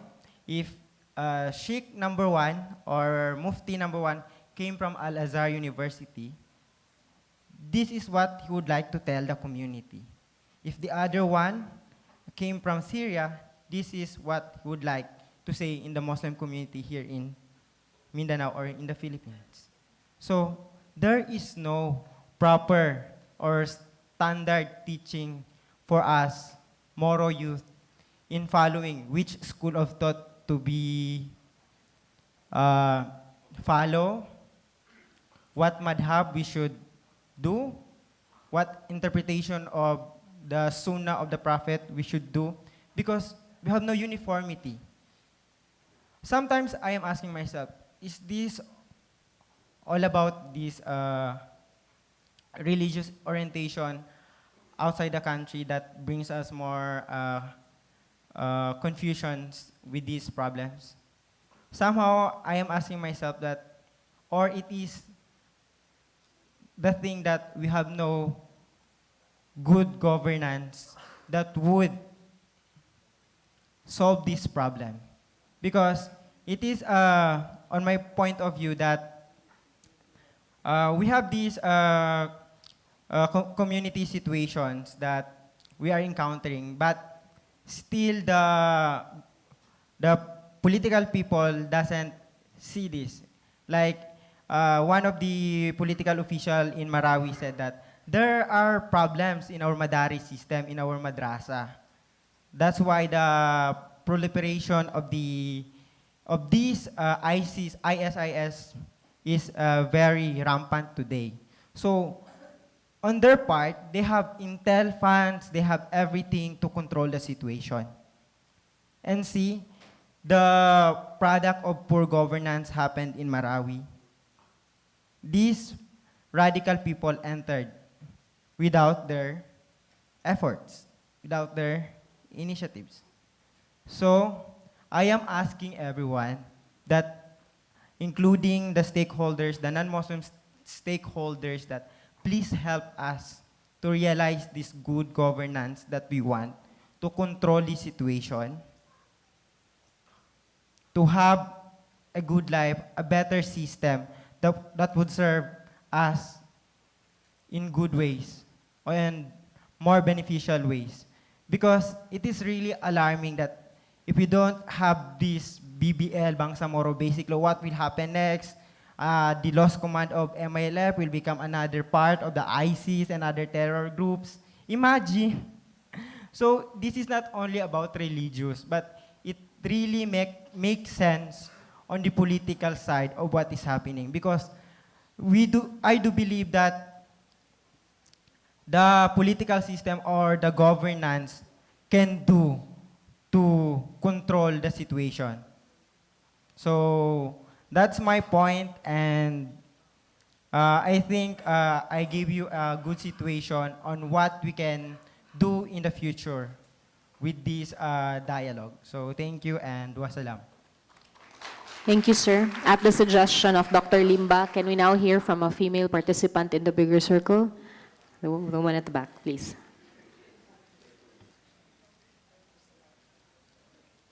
Assalamualaikum warahmatullahi wabarakatuh. Good afternoon, everyone. My name is Althea Danya Esmael, Project Coordinator for Salam Movement in Ateneo de Davao University. So I'd just like to share some insights after hearing all the brilliant ideas and sharings and learnings from all of us here in this room. So thank you for Father Corner for joining us in our Pakighinabi session today. So let me start with the idea of pointing out that moral weakness, or should I say moral failure, underlies much of the misery on this earth. Let me tell you a story about Iblis, or famously known as Satan.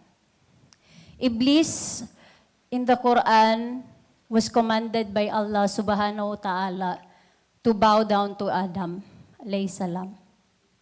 The angels bowed down to Adam, alayhi salam. And then Iblis, or Satan, refused to bow. Why? Because he said that, why should I bow to him? I was made from fire and he was made from clay. And then, here we are, we ask ourselves, which really is higher, fire or clay? Anong mas mataas pala? Yung fire o yung clay? Sinong mas magaling? Yung fire or clay? So in that sense, in that idea, we can learn that Iblis or Satan fell into the sin of arrogance, and that is the root of satanic logic. He fell into the sin of arrogance. Why? Because he invented for himself his own hierarchy of being higher, because he was made from fire according to him, and Adam alayhi salam was only made from clay. So in that sense, we can learn, and in that story, we can learn from the Quran that the moment we start to erect in our minds that and laws, hierarchies in which we put ourselves higher than the other or better than the other, then we fall to the sin of arrogance. Stated differently, in Islamic perspective, the sin of arrogance fall into shirk. Because we put our own will above Allah's will, and that is the supreme will, the will of God.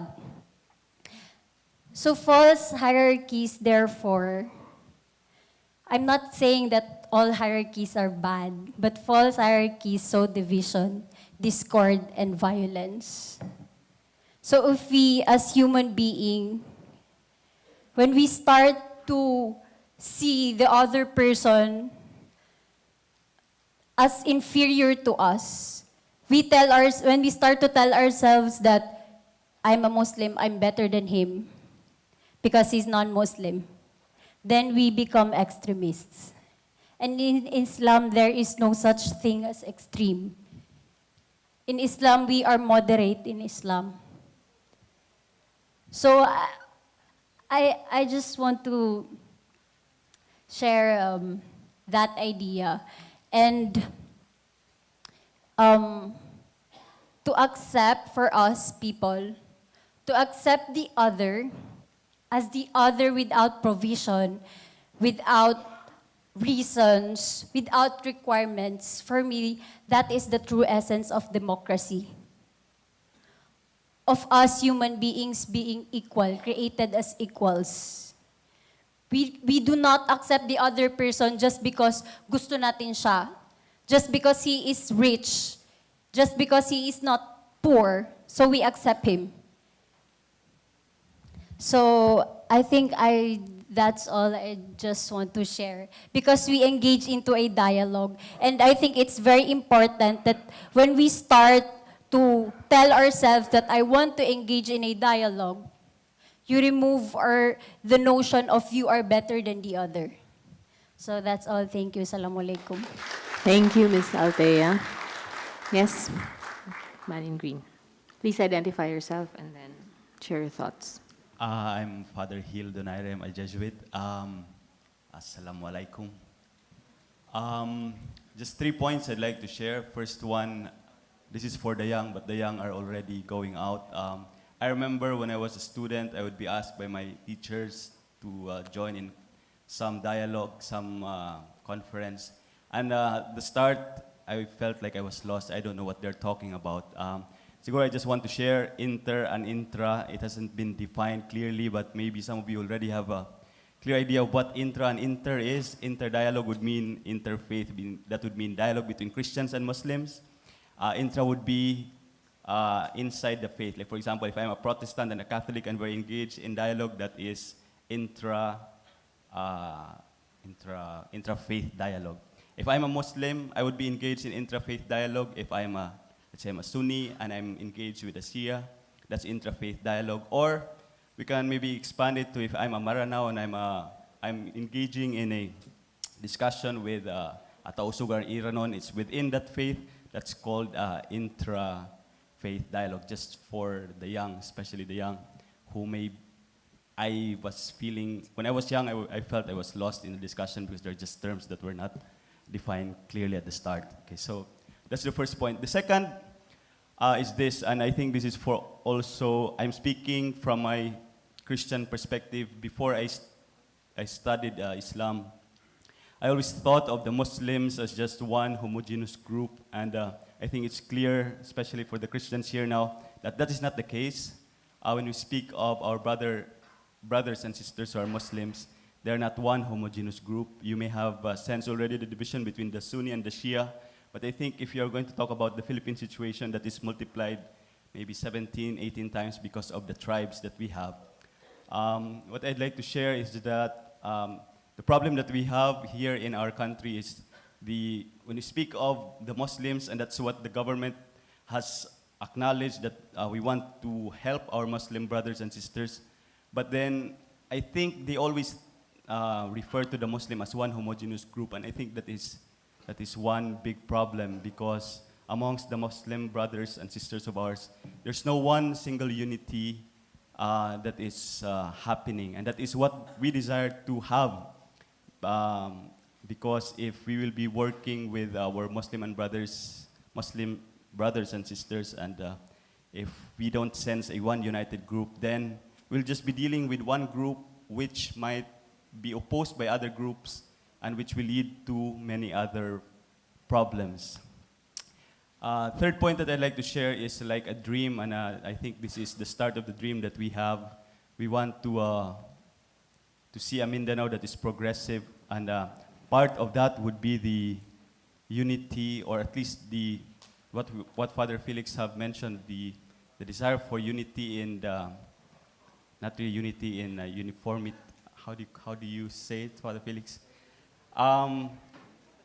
It's like, I'm going to share to you my experience with Indonesia. In Indonesia, they have this very strong, moderate Islam that is very, very helpful in tempering the radicalist movement in Indonesia. Of course, there's still bombings in Indonesia, but the strong, moderate group in Indonesia is very, very instrumental. And that is my dream that will also happen among our Muslim brothers and sisters in this country. That there will be one united stand amongst our Muslim brothers and sisters. Because if that will not emerge, then other groups, the extremists, most probably would overcome us. So there is really a need for us, especially here in this group, to be united in the sense of coming up, what is the identity of the Filipino Muslim? I'd like to highlight what our brother Mus has mentioned at the start. We have to define that, because if there is no such thing as an identity of a Muslim Filipino, then we would always be engaged in quarrels, and we wouldn't be able to achieve what we desire. Progressive Mindanao will always depend on that. So those are just my thoughts. Thank you, Father Hill. Yes, sir. Okay, Assalamualaikum warahmatullahi ta'ala wabarakatuh. I am Nor Amin Kaludrag from Adat Putad, Cotabato City. I would like to focus my statement on the questions earlier you showed on the monitor. Okay. So I think the root cause of radicalism or everything in other terms is education for me. Because say for example, magtatagalog na lang ako. Say for example po ang issue ng land grabbing sa Mindanao area or sa Maguindanao, Maguindanao. Isang area po sa Buldon area, ang nagmamayari is Christian, where in fact it was territory of a Iranian community. So that's one of the reason na dahil because of lack of education, nagkakaroon ng mas marami pang problema. And susunod na dito yung poverty and so on. So I think religious can be used as a spear to create or build a unity in the ground or in the community. But sometimes religious belief can also use as a spear to create a conflict on the ground. Dahil, say for example, itong mga ISIS na to, ISIS was recruiting minors that don't have enough education about their religion. And ISIS uses some verses on the Quran and Hadith, and they are putting it a wrong explanation or interpretation on this. So that's the reason why the challenge here to our community or to our millennials is to educate ourselves properly, not on the internet, not on the Facebook, na hindi nakikita natin what is the definition of terrorism, but educate ourselves personally, not because it is our subject or it is needed in our school, but it's a personal reason na kailangan natin matuto on our religion. Because we believe also, I think the majority of these audience is Christian and Muslim. And we believe that there is a life after this. And we can, and educating ourselves on our religion is one of the tools that we can use after life. So that's all. Thank you. Thank you, sir. We shall hear from our student at the back and one more, and the guy at the back. Thank you. أعوذ بالله من الشيطان الرجيم بسم الله الرحمن الرحيم سبحانك لا علم لنا إلا ما علمتنا إنك أنت العليم الحكيم السلام عليكم ورحمة الله تعالى وبركاته. First of all, media itself can be biased, whether you are right or wrong, and the reality is being hidden because of that. And I want to give my point of view of questioning yourself about this. what is the essence of the religion if the word itself is not unity? And what is the essence of the religion if we don't respect? Can we call that religion itself? But if we need to find a solution, first to ourselves and the context of our life, it is because this is the only thing that we can find our solution. We, as a youth, must have our own freedom. It is not because of the elders must find our solution. I come up with the ideas of searching of the intra. I for identity, N for nature, T for tolerate, R for respect, A for action. Identity. Identity of each of one of us will know and understand. So it radically means that we must respect each other. It is not only for our religion. Religion is there. Even the time of the philosophy and the science, religion is there. We are the ones who will choose our own path, not just our own self, but our own. Nature, that is understandable in this world. Nature itself is being reliable on us. Even happenings in nowadays that all of the ISIS is searching for a youth that can rely on them. Why? Because we as a youth is uneducated. So the only thing that we can find in this situation is the knowledge. Because even the hadith of the Prophet Muhammad ﷺ said, "Talibul ilm faridatu ala kulli muslimun." Searching of knowledge is obligatory for us Muslim and Muslimatun. Whereas, why it is not come up with the ideas of understanding the society and the problem itself. It is not because of the politics. It is not because of the society. It is not because of the money and the power. It is because of our own self and the identity. We don't respect each other for the pride we have. We do want what we need, but we don't have a sympathy with the other that below in us. So that's the problem of the society. We can come up with the ideas how to deal with our own self, that interrogation ourselves.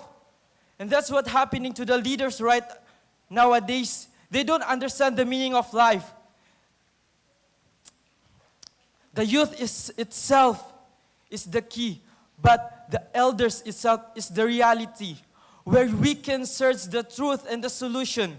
But how can we understand the thing that is hidden from the letter or words if we don't really respect each other?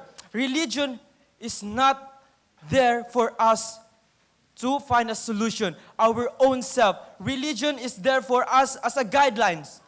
That's the reality. We don't base on such any philosophy. We don't base on such in science. We base on the religion itself because that's the guidelines.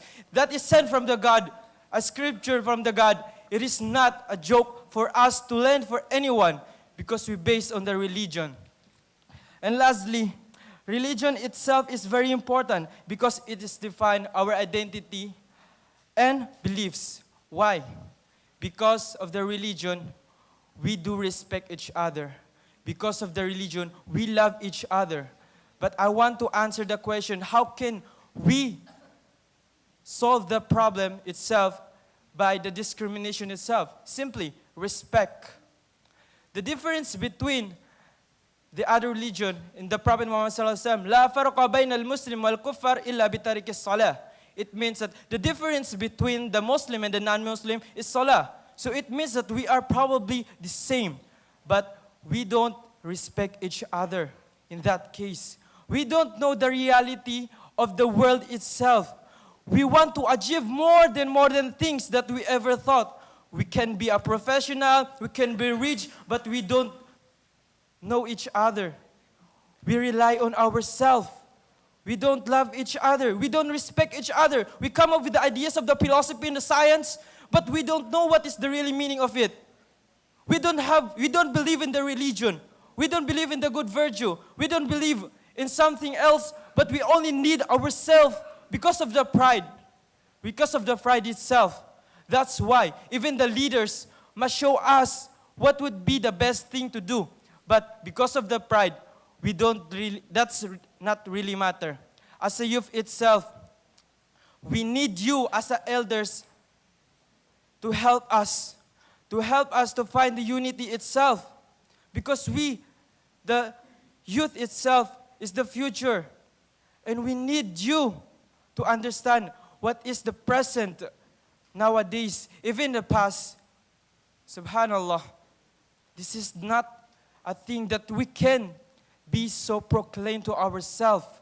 We must have a unity, respect, interrogation, love. Subhanallah, this is not a thing that we can't imagine. Peace is possible because the Prophet Muhammad sallallahu alaihi wasallam said, "La yu'minu ahadukum hatta yuhibbu li akhihi ma yuhibbu li nafsihi." Hindi kompleto ang paniniwala ng isa sa inyo hanggat hindi nyo mahalin ang kapwa-kapatid nyo kagaya ng pagmamahal nyo sa sarili nyo. See?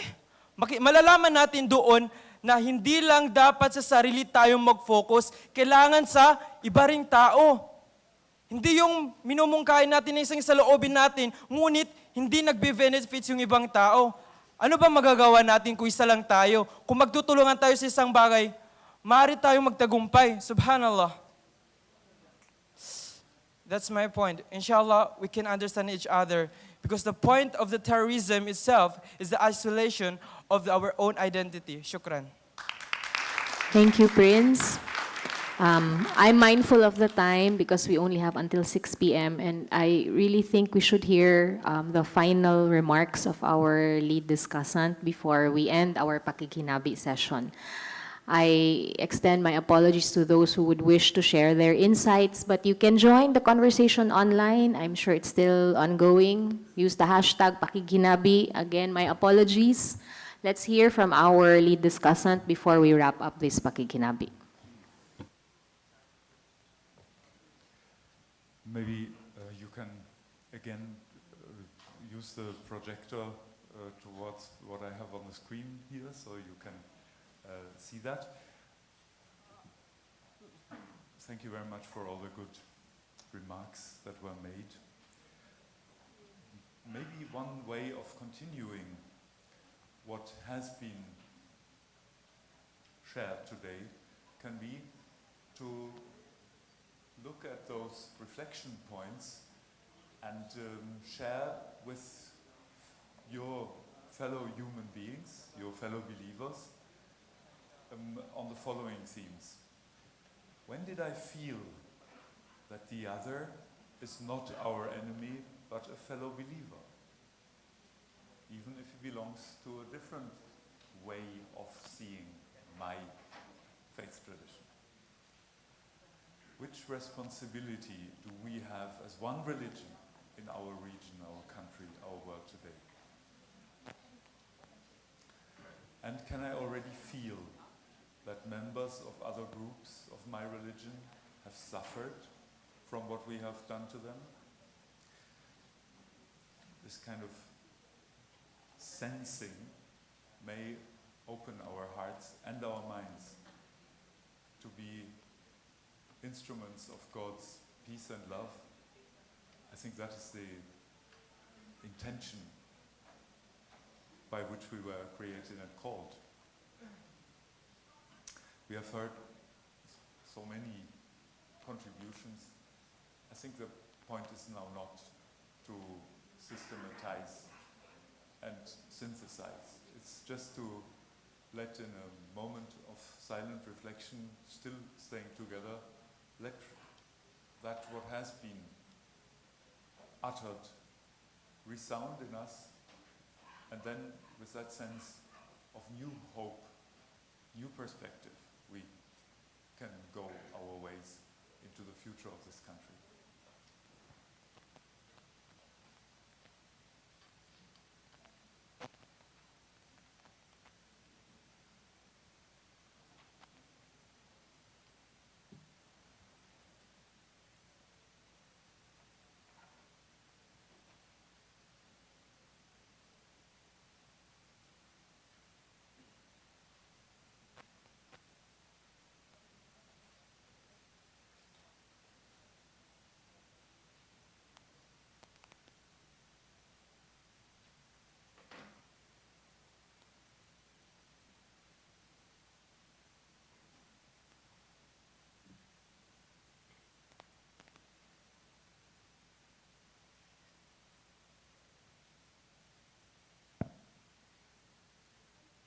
Thank you very much.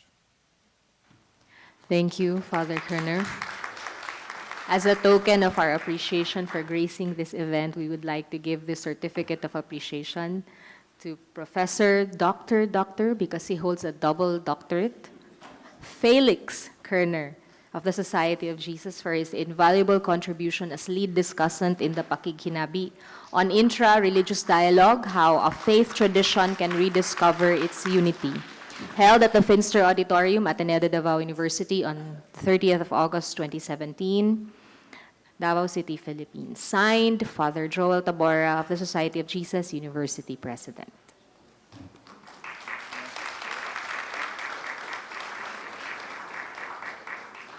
With that, we end our very colorful, engaging, insightful Pakighinabi. Again, my apologies to those who would have wanted to share more. But please, join in the discussion on the online platform. Use the hashtag Pakighinabi. Certificates of attendance are available at the registration table outside. Thank you and a pleasant evening to you all.